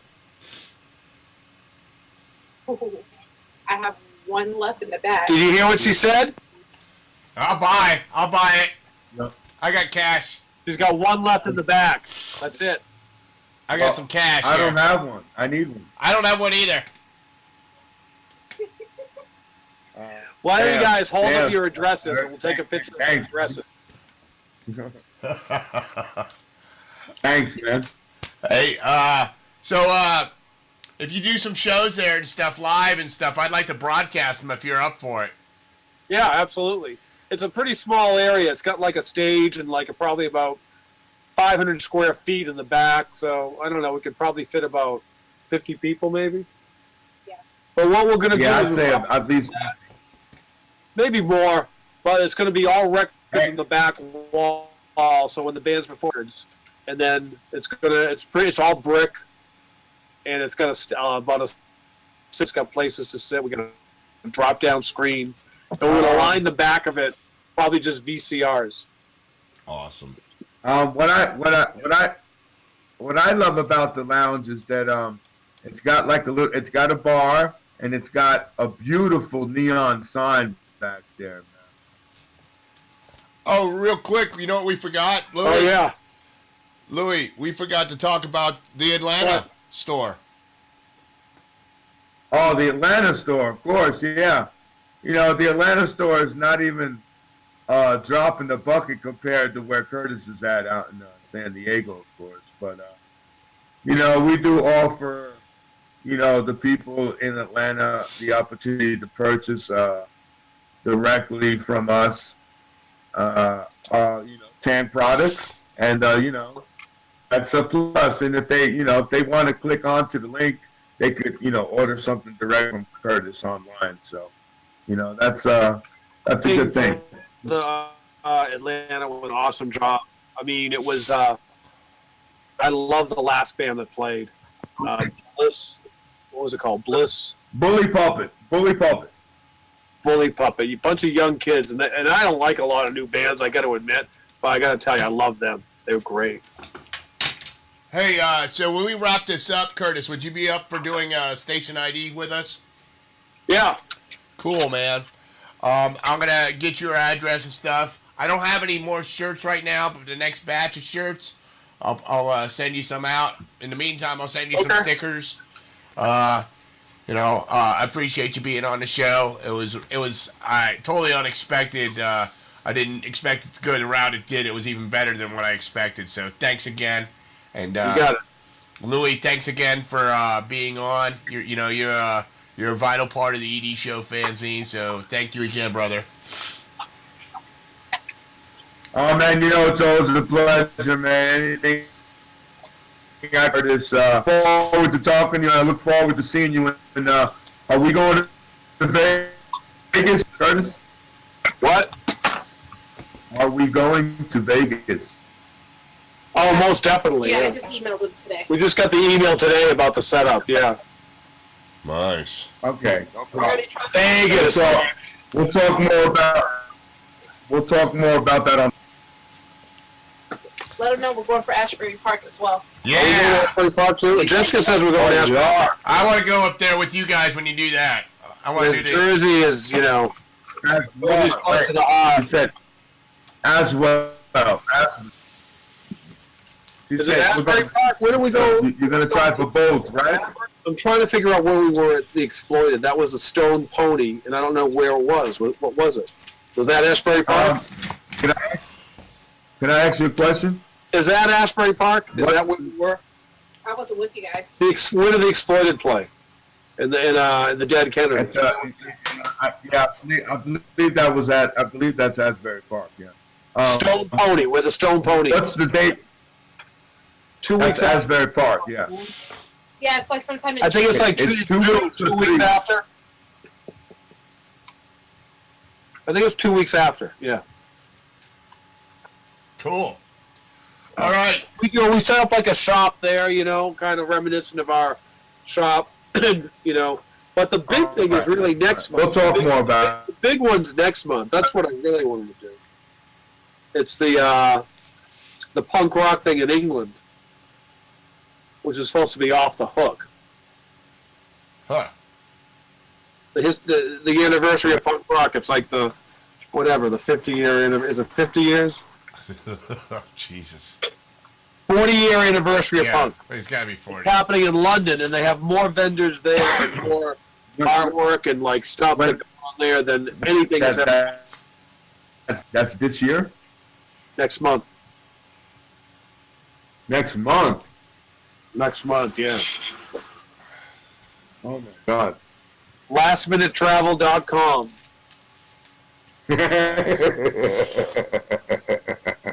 All right, guys. Well, don't go away. Again, thanks. All right, kid. I'll talk to you soon. All right, we'll be right back. Don't go away. And all right, all my love, Louie. all right, I'm gonna just You stop. too, bro. I love you, man. Love you too.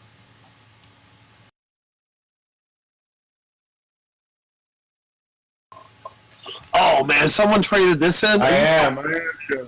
I guess that's what I don't understand. Like people who sell their shit, like why would you ever sell this? How could you sell that for 50 cents to me? That's fucked up. It's not even worth. It's 2 quarters to fucking get rid of this. Jesus. I'm blown away at what people trade in. I'm blown away at what. I should just hang out in front of your store and pick them off, man. The thing is like, it's hanging out at a record store. Even though the record store is 5% of our business, it's the people that you meet at the store and the stories that you hear from these fucking people. I mean, who in their right mind would take 50 cents of a part of fucking history of like a record like this? I mean, to me, this record was so intense with the fucking commercials of Black Flag and the songs of all the different periods of the band. I mean, I don't know why you would. I just don't know why is it worth it to trade it in. I think this was stolen. The chick hated the fucking guy, so he said, let me get back at him and steal his fucking CDs and sell them to Tang. You know, I was walking my dog on this trail, and they've got this creek, and I found one of those books of CDs, and I just looked at it. I was like, you know, there's not going to be any music. What are the chances there are any music I like in there? What was in there?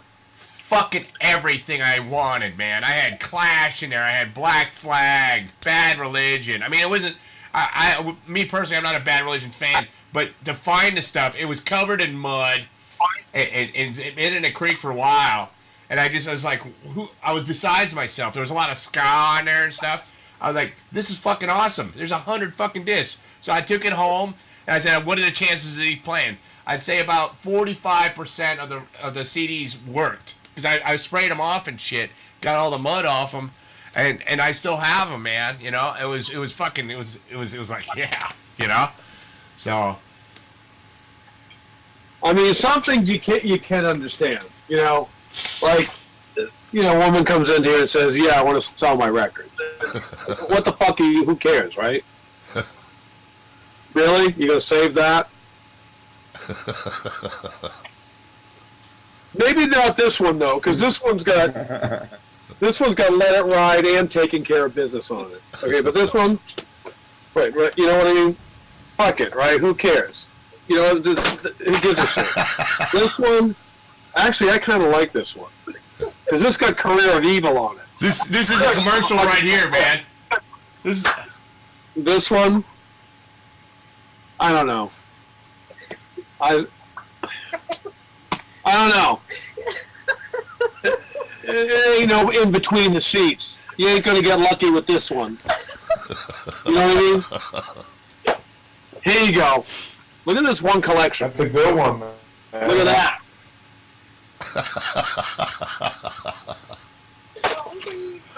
Right there. What I'm talking about. Oh, shit. Oh, shit. That's a classic. There you go. Here's one. Damn. The Jukebox album. Hold on. Couple more in here. Fuck is this one? I don't even know what this is. I don't either. Hey, did that Trance album have We Go From Here on it? There you go, Melissa. Melissa Etheridge. Yeah. From Manchester. Fat ass. Fat ass on her. Solid gold, man. I remember that. And this one, I was like going to sell, you know, fucking $10 or whatever, but I said, fuck it, gonna keep it. Never have it. Hey, man, that's worth more money. They got a commercial. Look at that. Seriously, you know, with the commercial, someone probably paid $25 to some asshole. But look at that. Never played. Look at that shit. Wow. And I've actually, honestly, I mean, to spend 10 minutes of my time, I'd like to hear what else they sing, because I never heard another song by these fuckers. You know, as far as I know, that was it. Wow. And this one looked too cool to fucking pass up. What is it? It's weird, right? Because it's the guy, he had a James Brown collection. You know, he's trading in like his James Brown albums, and this was in the pile, and it's got like it's called "Let's Have a Hootenanny," and it's on the same label as James Brown. Crown Records. Oh, It's got to be worth hearing. This got to be worth hearing. That's a keeper. Pretty much of all the 90,000 records that come in a year, I probably keep about 75,000. Never get sold. Hey, Curtis, now let me ask you something. We're definitely going to sell because it's master recording. And we got this one guy that comes in here, and he only collects records that say, "This stupid bar." He goes, "Yeah, I'll buy anything." We put out a Al Stewart record that said this on it. That's all he collects because he wants to hear the records in their pure form. We dropped $150 on a Supertramp album because it was audiophile. Really, dude? Okay. You want a fucking Eric Clapton, like, post-cream? You want 180 gram of that? That's about $85. Oh, okay. People who buy the original master recording, there's so many collectors just because of that. The guy has bought every single record that has that logo on it. No matter what band it is. Steely Dan, Melissa Manchester. You know what? I'd buy it because of the fat lips. But besides that, who would care about Melissa Manchester? What's her big song? I don't know. Exactly. The fuck did she do? There ain't no hits on here. I remember one, but I don't even know. I'm too embarrassed to even try to even say it because I know I'd be totally wrong. I saw her on Solid Gold. You're going to get it confused with someone else. You're going to get it confused with Melissa. Etheridge? No. Melissa or Maria Muldaur. She did a song called Midnight at the Oasis. Oh, yeah. Bring your camel to bed. Bring a camel to bed. Camel toe. Talk about kinky shit in the 70s. Bring a camel to bed. Yeah, I mean, I don't know who this Melissa Manchester is. I have no idea. No, I'll get you her big Bring a song. camel to bed. You're about Then to you find get other weird shit too, like a lot of stuff you get. Like a lot of people criticize us as a store because we're not, we're kind of expanded past the whole vinyl CD thing, DVD thing. We buy like everything. We buy like stuff that people want to sell because we're near a lot of freaky people in San Diego. Don't forget when the pirate pulled out that Jimi Hendrix. Oh yeah, here's one for you. And I use this as my bookmark because I'm reading this book now about Robert Johnson. I use it as a fucking bookmark. Guy comes in here, couldn't have had more than 2 cents to his name. I swear to God, he's a pirate, dressed up as a fucking pirate. And fucking pirate. I go, okay, pirate. All right. Oh, what's going on? And he came in here. You tell me he brought in here, and he brought his shit in here. And in a pile of shit, books and CDs and, clothes or whatever, is a fucking picture. Jimi Hendrix. Of Jimi Hendrix. Like but the picture is like a fucking, a picture, like a Polaroid that someone did a Polaroid from like 1960. I go, what the fuck is this? And I go, what the hell is this? I go, it's fucking Jimi Hendrix with his dad. It's like Jimi Hendrix in the backyard of someone's house after a barbecue with his dad. And what was that girl's name? Melissa what? Manchester. Manchester. Now this guy will buy it. I'll put a price tag no matter what price tag I put on it. The guy will buy it. He probably watches the ED Fanzine show. But he's like, he'll buy anything that has that on it. And it's like some people buy just records that are like, hardcore, 81 to 83. Oh, I don't want the 80 from 84. I don't want Suicidal Tendencies record. I want 81 to 83. I don't want to join the army. You have to have a certain bracket. And some people just buy new wave, 80 to 85. A guy came in here, a little fucking player came in here the other day, and he walked in here and he says, yeah, I'm looking for a record, by the way, by The Clash. And I go, oh, The Clash, oh, they're a good band. What record do you want there, son? And he goes, Combat Rock. I go, you asshole. I go, really? I go, why? And we just sold the record. We just sold the record for $40. Combat Rock, clean copy, mid, never been played. Guy comes in, I go, why do you want Combat Record? He goes, that's the worst Clash record. Why do you want that record? I go, should I stay or should I go? You could just turn on the fucking TV that's on some commercial about some guy jogging, I mean, why do you want that record? And then he said, Along with that's all I do. All I knew about that era. And then I go, give me another record. Come on, you came in here, you wanted to buy a fucking Clash record, you're holding a fucking Steve Winwood record under your arm for $6. I go, obviously you got some mental problems. What other record do you want? And he goes, well, I kind of like the Talking Heads. And I go, which record would that be? And he named a record I had no fucking clue. It was like their 5th record or something. I go, I'm sorry, I only know their first 3 albums. And what did he end up buying? I wasn't here when Well, look at the sales report. What did the kid end up buying? Anyway, we skilled him. We got him. We saved him. We saved him from a mundane life. And what we did, and look at the sales. this had to have been Friday. It sounds like a Friday. Yeah, it was because Combat Rock just sold. And I go, really? I go, I mean, honestly, kid, by the 3rd Clash album, I was done. I go, so you need to seriously rethink what record you need. I go, you need to start. He goes, well, I really want to get into punk rock. I desperately want to get into punk rock. What do I do? I go, it's like anything, man. It's like hardcore. It's like jazz. It's like classic rock. I go, you start with 5 records. You just start with 5 records. And you're going to be okay. It will help you. And that's what it was. And he's coming, I think he's coming back here Thursday. You should film him. I wish we could film him because we're gonna play the 5 records that he has to. He gets paid on Thursday morning, so he'll be here Thursday at 11. I will do it. I will certainly do it. You're right. The kid next to him is like shaking his head because the kid in line next to him is buying Aggression by for LA Skate fan. Hey, hey, would you like to do that where we just go live and I just let it go? Oh yeah, I mean that honestly. I'm off Thursdays, man. In all seriousness about the store and just what we do, and this little thing we have going here. I mean, let's come up with a name for the show. When you see a kid get educated by the right record, yeah, and like some guy will come in here and say, "Well, I hate that band. I don't like the way he looks." No, but he'll say something like, "What was a band?" One of the bands was a guy came in here about the Who, and a guy came in here about Bruce Springsteen. It was the same day, and it was like, I don't like Bruce Springsteen. And the guy goes, "I don't like the Who." I go, "Well," I go, "You can't not like the Who, sir. It's like you can't not. I mean, there's something about the Who. There's one song by the Who that you have to like, or one thing they did in their career you have to like.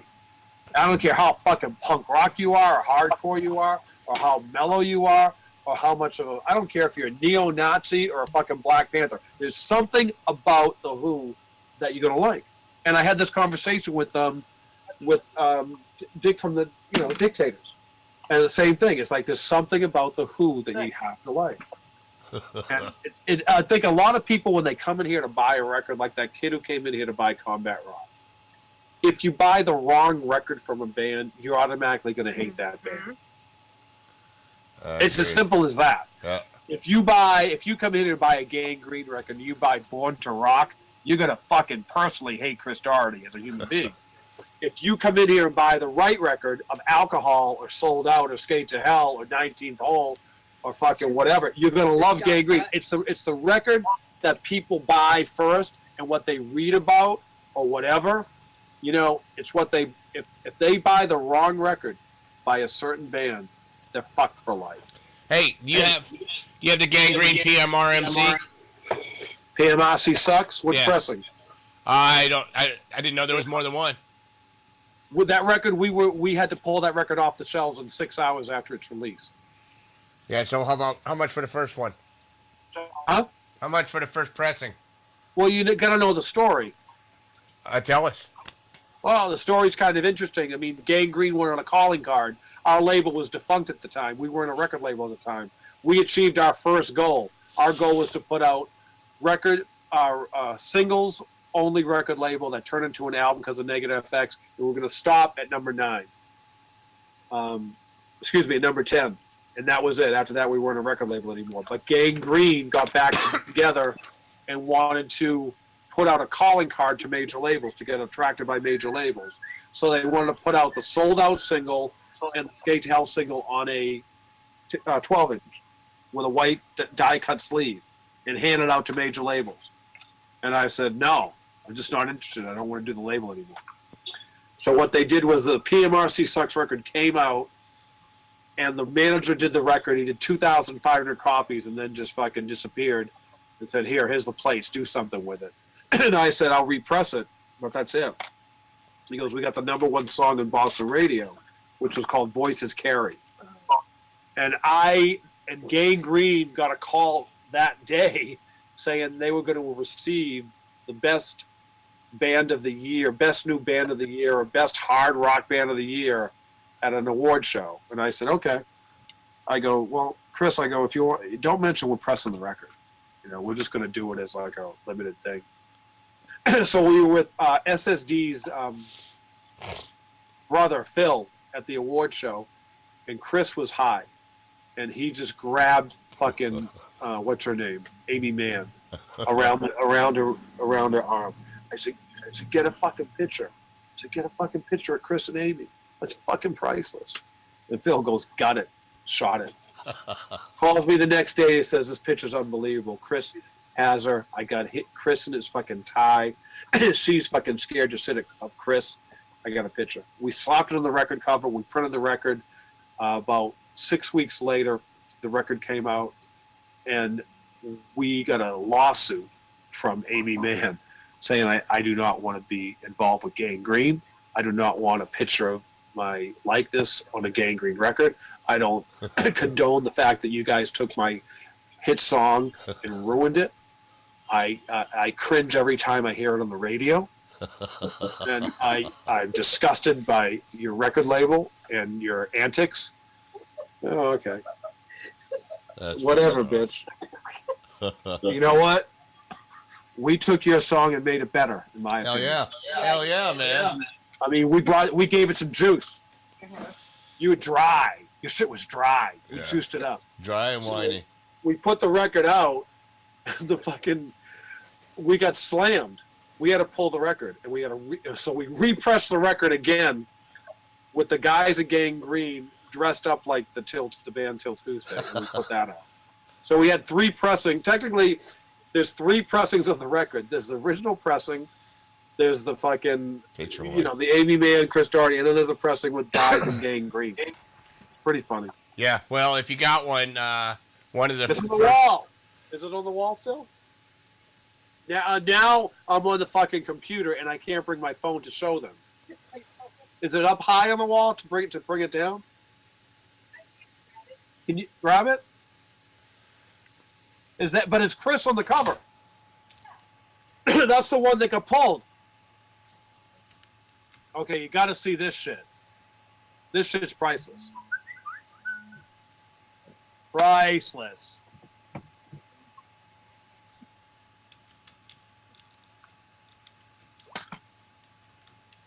This is it here. Yeah. That's the one. How much is that?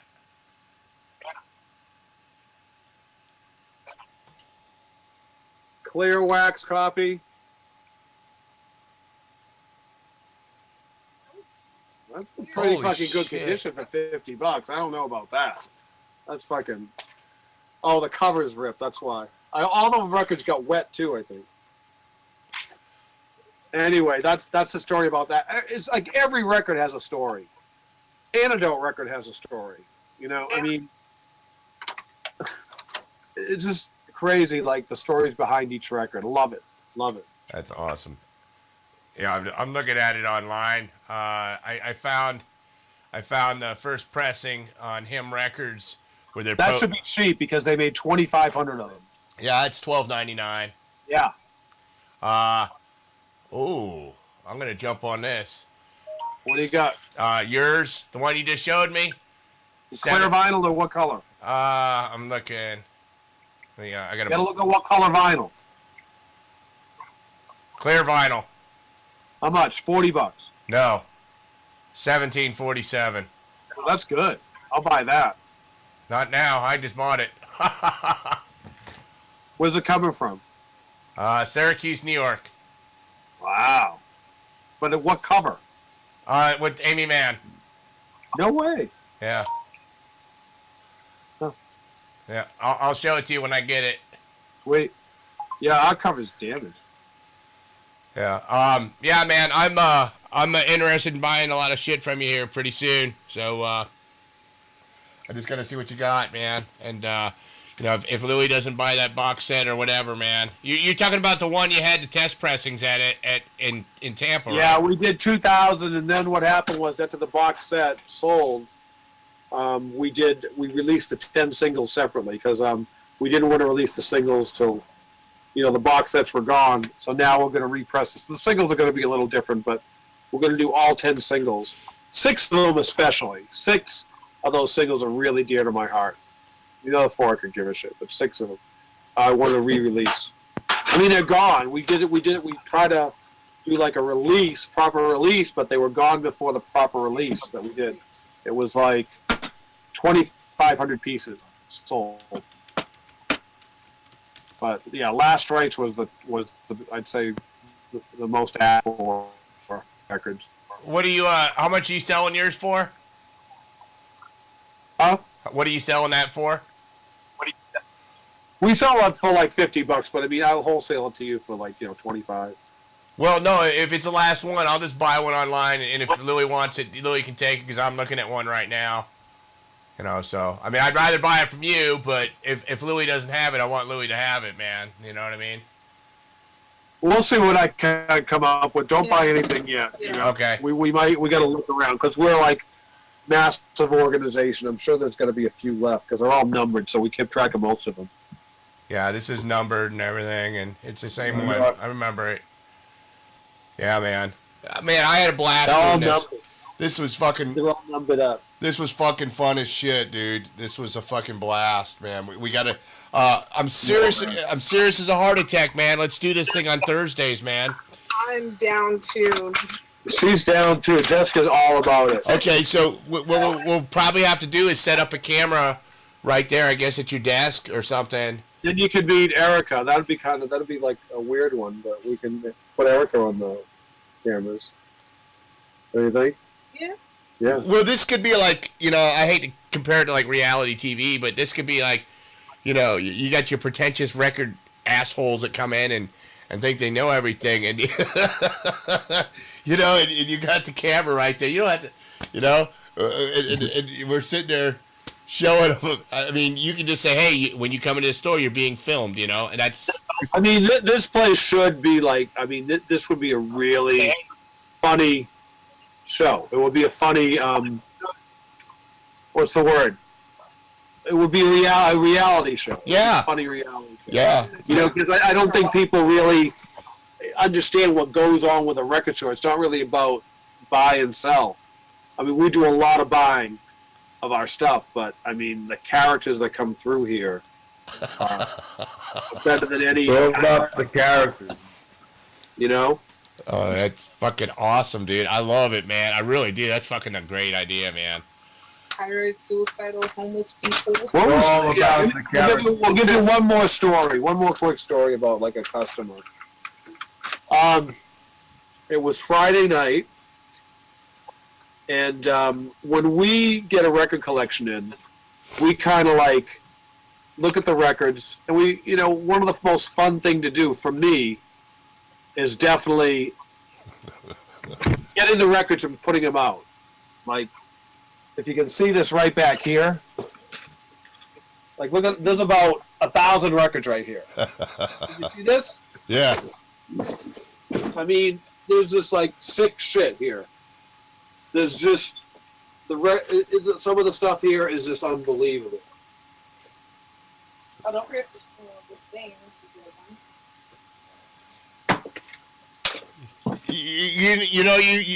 You could sit there and you could get the guy that came in with the 50-cent fucking Black Flag. Look at that. The horror fans right there, the thing, so one of the rarest soundtracks. So what happened was, guy comes in here, and we're in the midst of like, I don't know what you want to call it, making price tags. Because you got to make a price tag for every record. And we don't like putting price tags on records. We don't like taking a fucking, what's the word, Jessica? Sticker.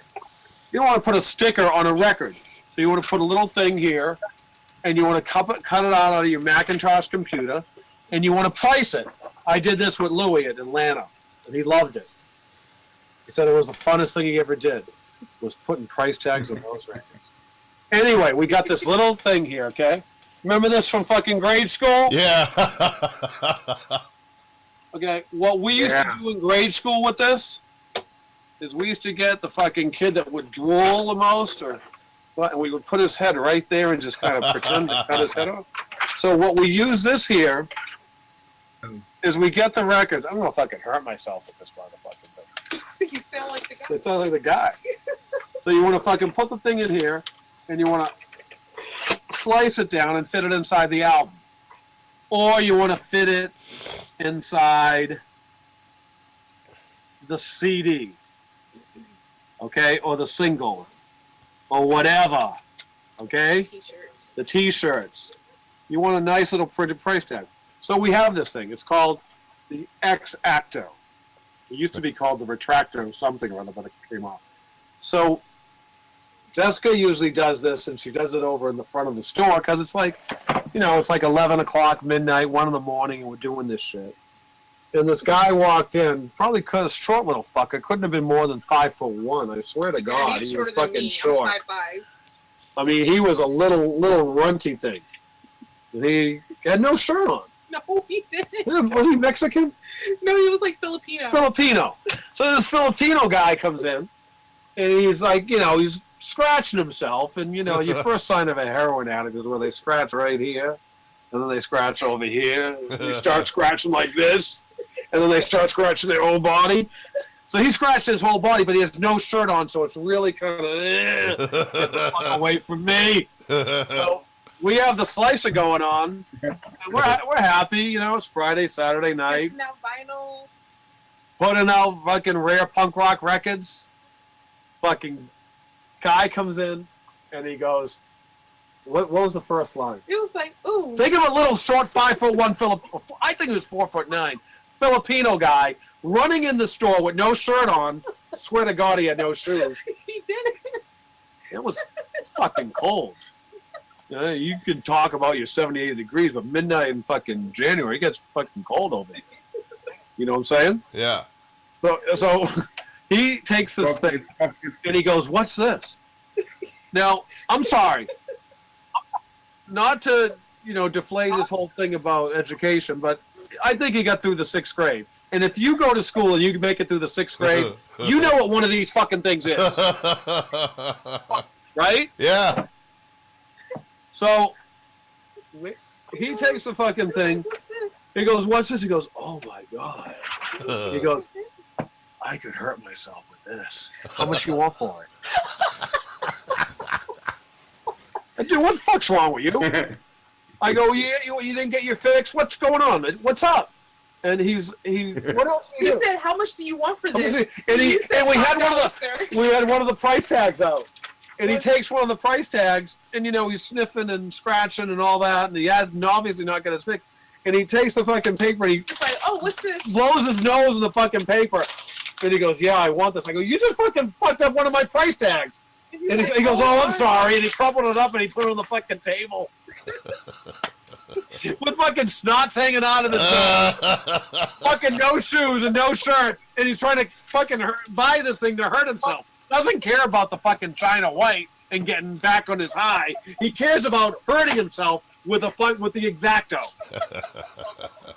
So, like I was saying, you might want to like tape some of our customers. So since then we put this, we got an elastic from this thing. I think it went to a girl's hair. Yeah. And that's what we do to that for him. Okay? Nice. That's secure. Anyway. Nice. But, yeah, man, we have some characters that come through here that amuse us beyond belief. Yeah. I mean, then you had your Iggy Pop. Yeah. Oh, Iggy Pop. Yeah, we got Iggy Pop. Guy looks just like Iggy Pop. And what did he do? He wants to listen to Motorhead all the time. Well, But I usually play Motorhead, so it's not a big deal. But when he's in here, I don't want to play it because he starts jumping around and starts to, you know, I don't. The worst screaming thing. at customers. He's like screaming at customers, Ace of Spades, and screaming at their right at their face. You know, we got little kids coming through here. You know, they're looking at like, you know, fucking whatever, Bug's Life, and then you got Iggy Pop sweating and spitting and yelling Ace of Spades at the top of his lungs.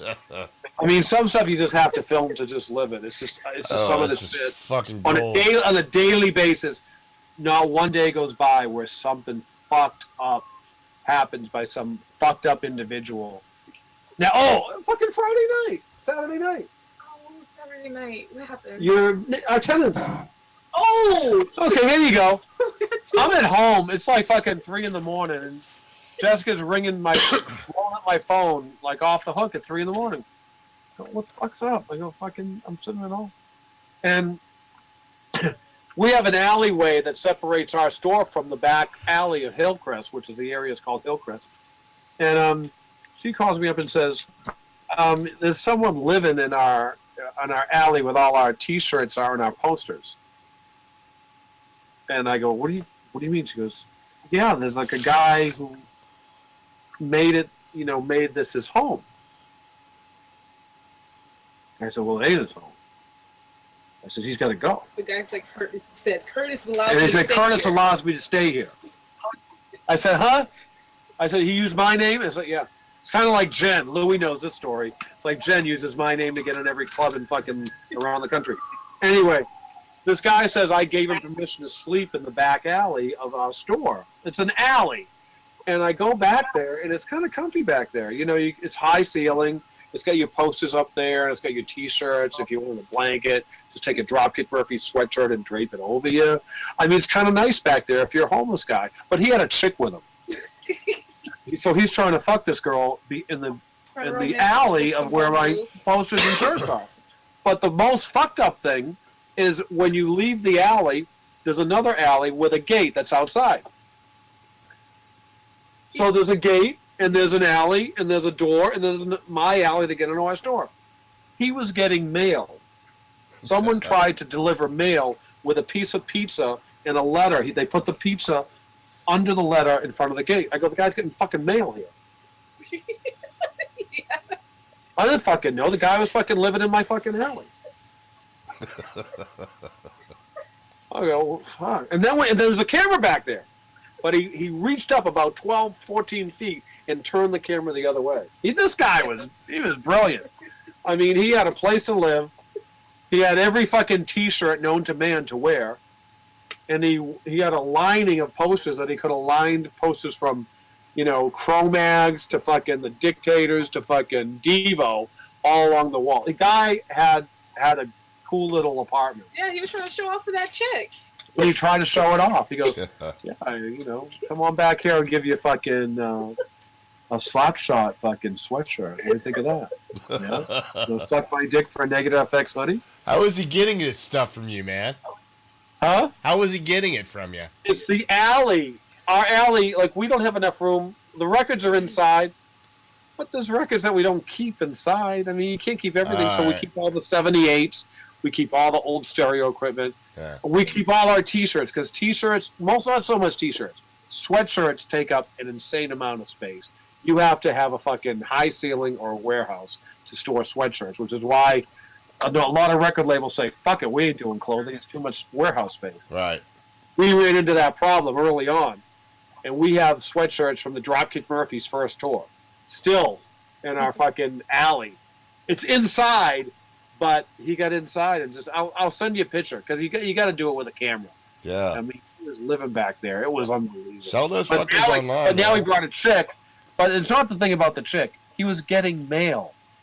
The motherfucker was getting mail with a pizza as a mail. The pizza held the letters down. He had a mailbox with my address. That's funny, man. This was Saturday night. This was fucking 2 nights ago. It was awesome. Yeah, I wasn't quite sober enough to try And she wasn't sober, so she gets back here and hears voices. She goes, I'm hearing voices. I go, you're high. You're hearing voices. What the fuck? You're hearing voices. Okay. I hear voices all the time. I just listen to fucking Slayer's second album. I hear voices after that every time I listen to it. So what? So you hear voices. The voices with these people in our fucking store. Fucking the voices. Okay. I guess it wasn't listening to Black Sabbath fucking Master Reality. I guess you really heard voices. And she opened the door and there's fucking people trying to get it on.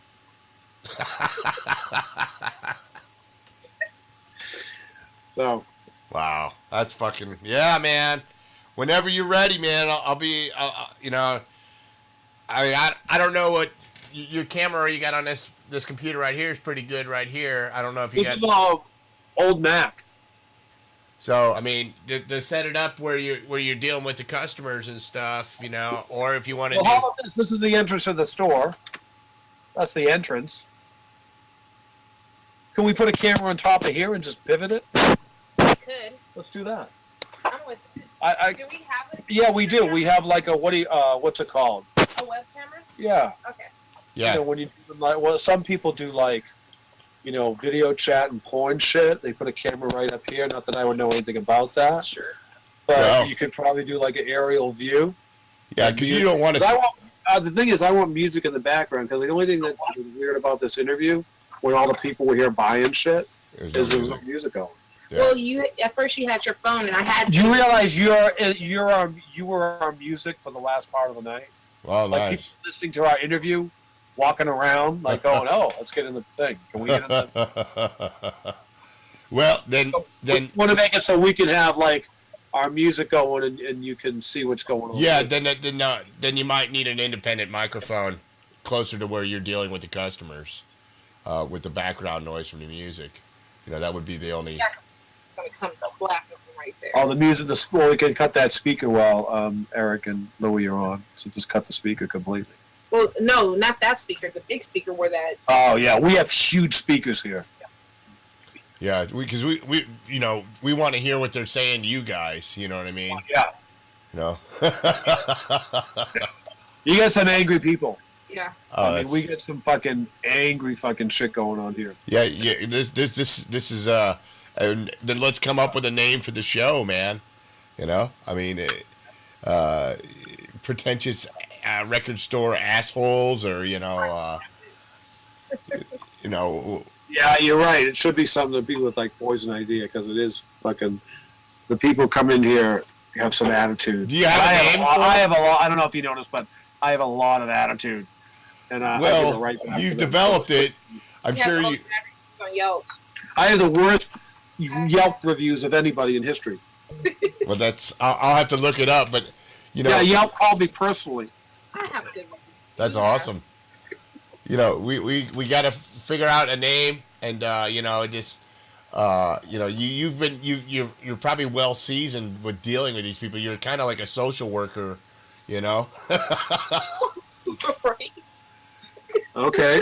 Honestly, it's like I feel like I'm a teacher, a social worker, a fucking psychiatrist, a drug counselor. I mean, I just, Bob Forrest has nothing on me.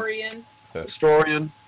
I mean, I come in here and it's like, yeah, okay. Well, you could pull some angles on this, man. You could be like, I bet you it really hurts you to give up this Elton John album. I mean, I bet you made love to your partner several times to this. You know what I mean? There's so many different. What is making you? Did you break up with your girlfriend? And you've got to give up this Wham album. Why do you have to get rid of this? George Michael's. It must have been a big part of your life, and why now to get rid of it? The thing is like some people do feel like they're personally attached to their record, but they give them out for 10 cents, and then some people come in here and they're like, I mean, they think they seriously think they have records that nobody else has. They go, well, I got records that no one else has. And it's like Michael Jackson Thriller original. I go, really? I go, wow, man. You're one of a kind, man. Only 40 million other people own that. You're right. Yeah. And they think they have like a fortune. And some people do have a fortune. Some people have, they'll pop in here with a fucking Sonic Youth test pressing. Or a fucking, Minor Threat fucking acetate. But they know what they have, but some people have like the most common record. They go, yeah, I got that record up on the wall, that record. I go, no, you don't. You have that pressing. You don't have that pressing of that record. And you always call them out. And you can only be so instructive to people. You still got to be nice. But people think they have a fortune and they have shit. It's funny because we have so much shit that you couldn't imagine, like stuff that just has to be thrown away. It's that bad. Well, you pulled a reverse psychology card on them, man. Wow, where has this been? Where has this been for all these years? This is like, this has got to be one. I'll tell you what. I'm gonna go online and I'm gonna see what I can get for this. I can't give you what you should take this somewhere else. You could probably get $500 for this right now. You take it down here to Bleecker Bob's, or you take it down here to, so and so. I bet you'll get 500. I just can't afford it right now. I can't sell it. I sell hardcore and punk rock here. Maybe try someplace else. Oh, that one lady that swore her collection was worth $400. Then you went to check it out. You were out of town, and you're like, well, she can hold one of the Father Yod albums for collateral. Oh, yeah. Because it's actually worth $400. And then I had this woman come in here about a couple weeks ago, and she says, well, I really, and she must have called me like 12 times. I need to get rid of my Laserdisc collection and my Laserdisc player. I said, okay. When are you coming by? She goes, I'll come and by whenever you're at the store. I go, I'm going there now. She goes, okay. So she takes her husband, and she grabs the Laserdisc player and these Laserdiscs. And Laserdisc, in LA, Laserdisc are a lot cheaper. They're like 50 cents a pop. Oh, geez. But she had all these Laserdiscs and all these movies, and I said, give her like $1 a piece. Nothing's crazy, nothing rare. It's just regular movies like fucking Jurassic Park or fucking whatever. I was having to have them in the store because we have about 20 now. And she goes, hey, babe, I'm just finishing the interview. Can I call you in 5? Okay. All right, so I make her an offer. She has a Laserdisc player, but it's Pioneer, and I like Pioneer Laserdisc players, so I said, I'm going to pay her more than it's worth. I'm going to give her like $60 for it. I mean, online you couldn't sell it for that, but this was a nice one, and it had the remote. And the remotes are harder to get than the players. I said, $60, and I'll give you 40 for the 40 Laserdisc, $100. And the husband went, what? Came out of I go, your husband's with you? I go, what are you doing? I go, yeah. I go, I'll offer you $100. What do you think? That's ridiculous. These movies are memories. These movies are my past. These movies are my life. They're fucking Laserdisc. They're all available on DVD. And I'll tell you the truth, you can get everything if you have a cable on demand. They're free. I go, we just want them for ornaments in the store. I go, tell you what, I want the Laserdisc player. I'll give you $120. How's that sound? Never. Because I'll tell you what, I'm going to go home and I'm going to watch them all, then we'll come back. So we're still watching the 100 Laserdisc. But people think, like, the guy thought I was going to offer him like $1,000 for a few Laserdisc and a Laserdisc player. And you type it online, the Laserdisc could go on for 50 cents. People just think, the reactions you get from these people are just insane. And the reactions that you get from other people are like, nothing is regular. There's nothing that ever is regular. No. There's nothing. No one ever says, all right, I'll take that. There's always a smirk. There's always, what? And there's always, what are you talking about? These are my life. For all of them? Well, and then the guy with CD collection comes in, like, you can't see it right here. A CD collection over here. This one. 30 CDs. I go, okay, $15, whatever. And he goes, for what? I go, for the CDs he just handed me. For what CDs? I go, for those CDs. Each? He goes, what do you, 15 each? I go, dude, are you out of your fucking, are you high? I go, no, for all of them. For all of them? All of them? That's my life. High school, I was listening to Judas Priest when I was in my GTO. And you're taking my life and you're driving down the road and you're giving me 50 cents for Judas Priest? You got another thing coming, buddy. So, I think get some of this shit, reaction-wise, I think would be pretty fucking funny. Yeah, and I think... Dude, you got my George Michael? I sucked my first dick in the bathroom to George Michael. And you taking that away?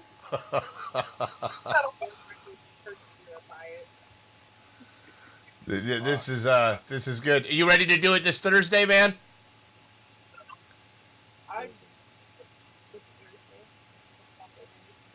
Friday. Thursday's tough for me. You won't be here Friday? Fridays are my days off. Can I let you know maybe tomorrow? Yeah, man. Yeah, do that. We'll put a little planning into it. I just think it's like instant gold. Maybe a little after the fact. Maybe we can do like a best of, and you can sell the box set at your store. There you go. You know? All right, I'm hitting the beach, guys. I'm gonna go listen to my Misfits collection too, because I've been on Where Eagles Dare kick. All right, cool. Well, thanks again. It was lots of fun. Buddy. I'm glad Good something night, came out of buddy. it. Take care, Time you is it guys. there, man? It's like Love 3 in you the morning guys, there. man. It's 2:06. 2:06. No shit. Listen to these guys, huh? Hell yeah, All man. right, fuck off, man. I'm going to bed. Nice All meeting you, Jessica. Good talking to you, kid. All right, take care. Bye-bye. I love you, man. Love you guys. Bye. I love.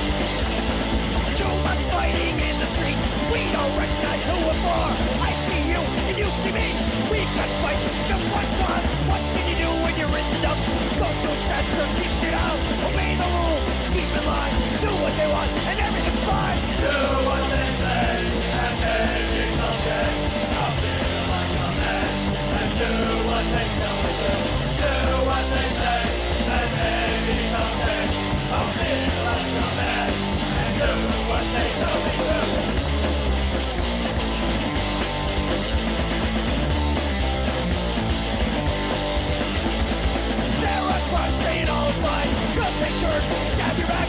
Use your fist, that's what they're for. Use your fist till the blood's in or.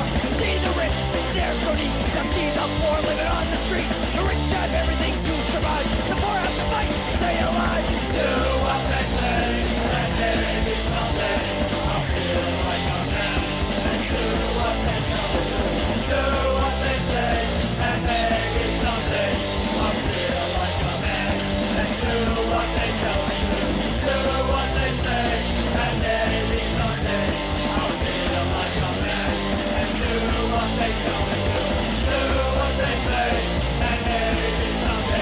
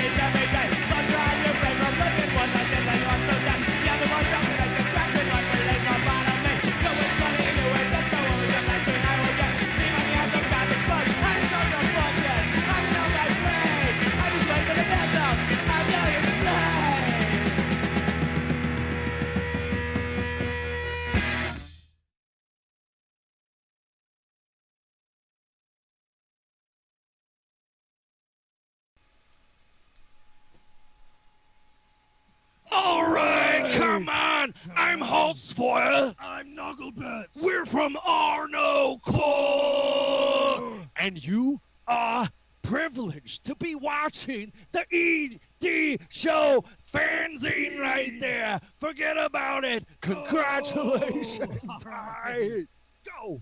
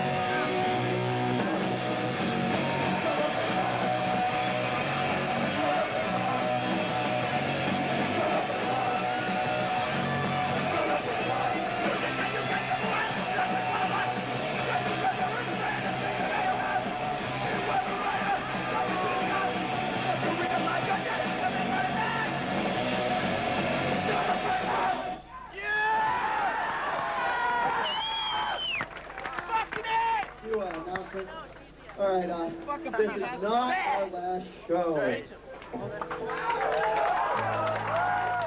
much as some people would like to get rid of us just because they hate us, well, we're going to stay around just to annoy them. And the money, yeah. Bad or what? Now, to those people, one of those people... Is that your shoe? Huh? What's it? No, he's got boots on, man. They didn't come off. Susanna at WZBC, you can go fuck yourself. Big fat baseball man. If you're here tonight, why don't you just get the fuck out? Because we do not like you. And Chris Grilly, that goes the same for you, you fat hose. Yeah! And also, oh. Her fucking letter! And the winner is... a nude picture of Hank.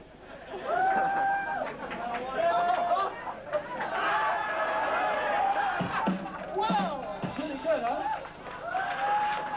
Let's have a round, please. Ooh, that's great.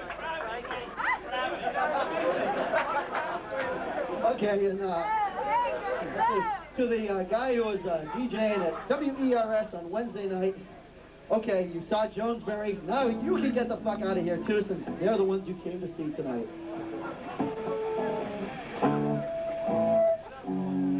Nothing else is new. We're gonna do another song off the next record. Back on the map! It's called Killing Baby.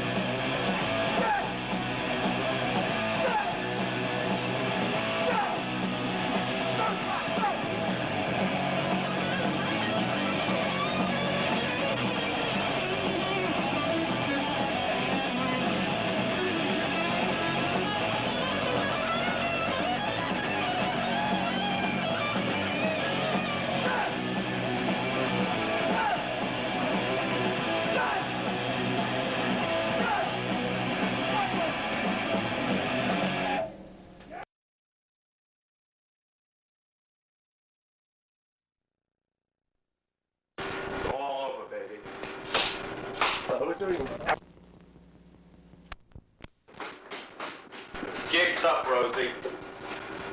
It's all over, baby.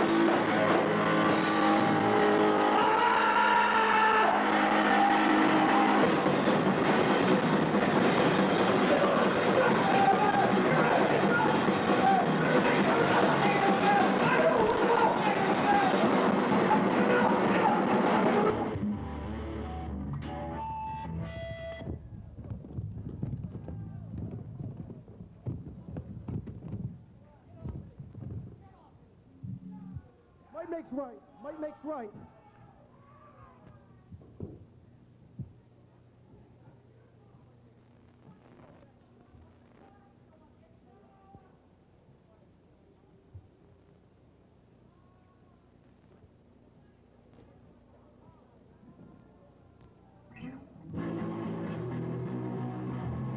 We ain't gonna stop, fuck you!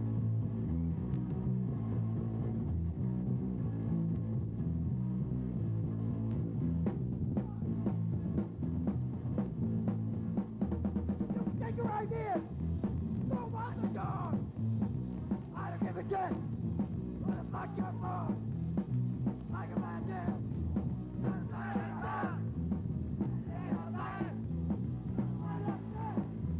TV! Let's see! Let's try! Let's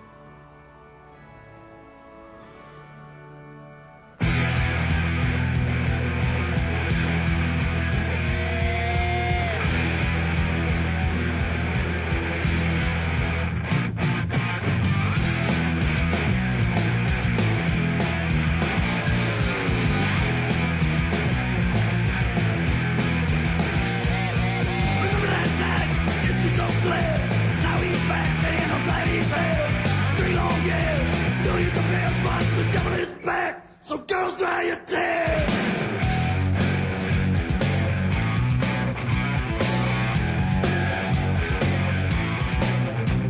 In his favorite club, in his favorite seat, well, I saw the devil with his shoes on his feet, pulled my hat on his head, and he was digging the beat.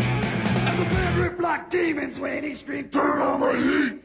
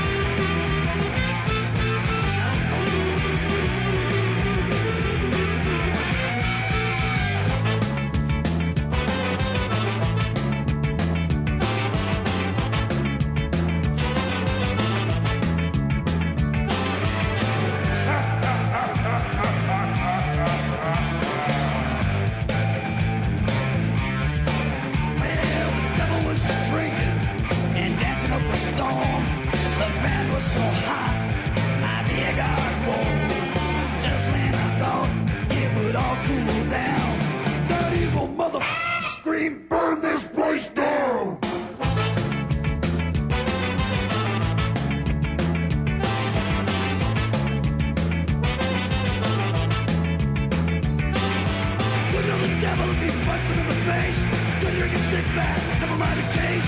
Don't know how to skateboard. That's just a right. Most of all, they got no balls and don't know how to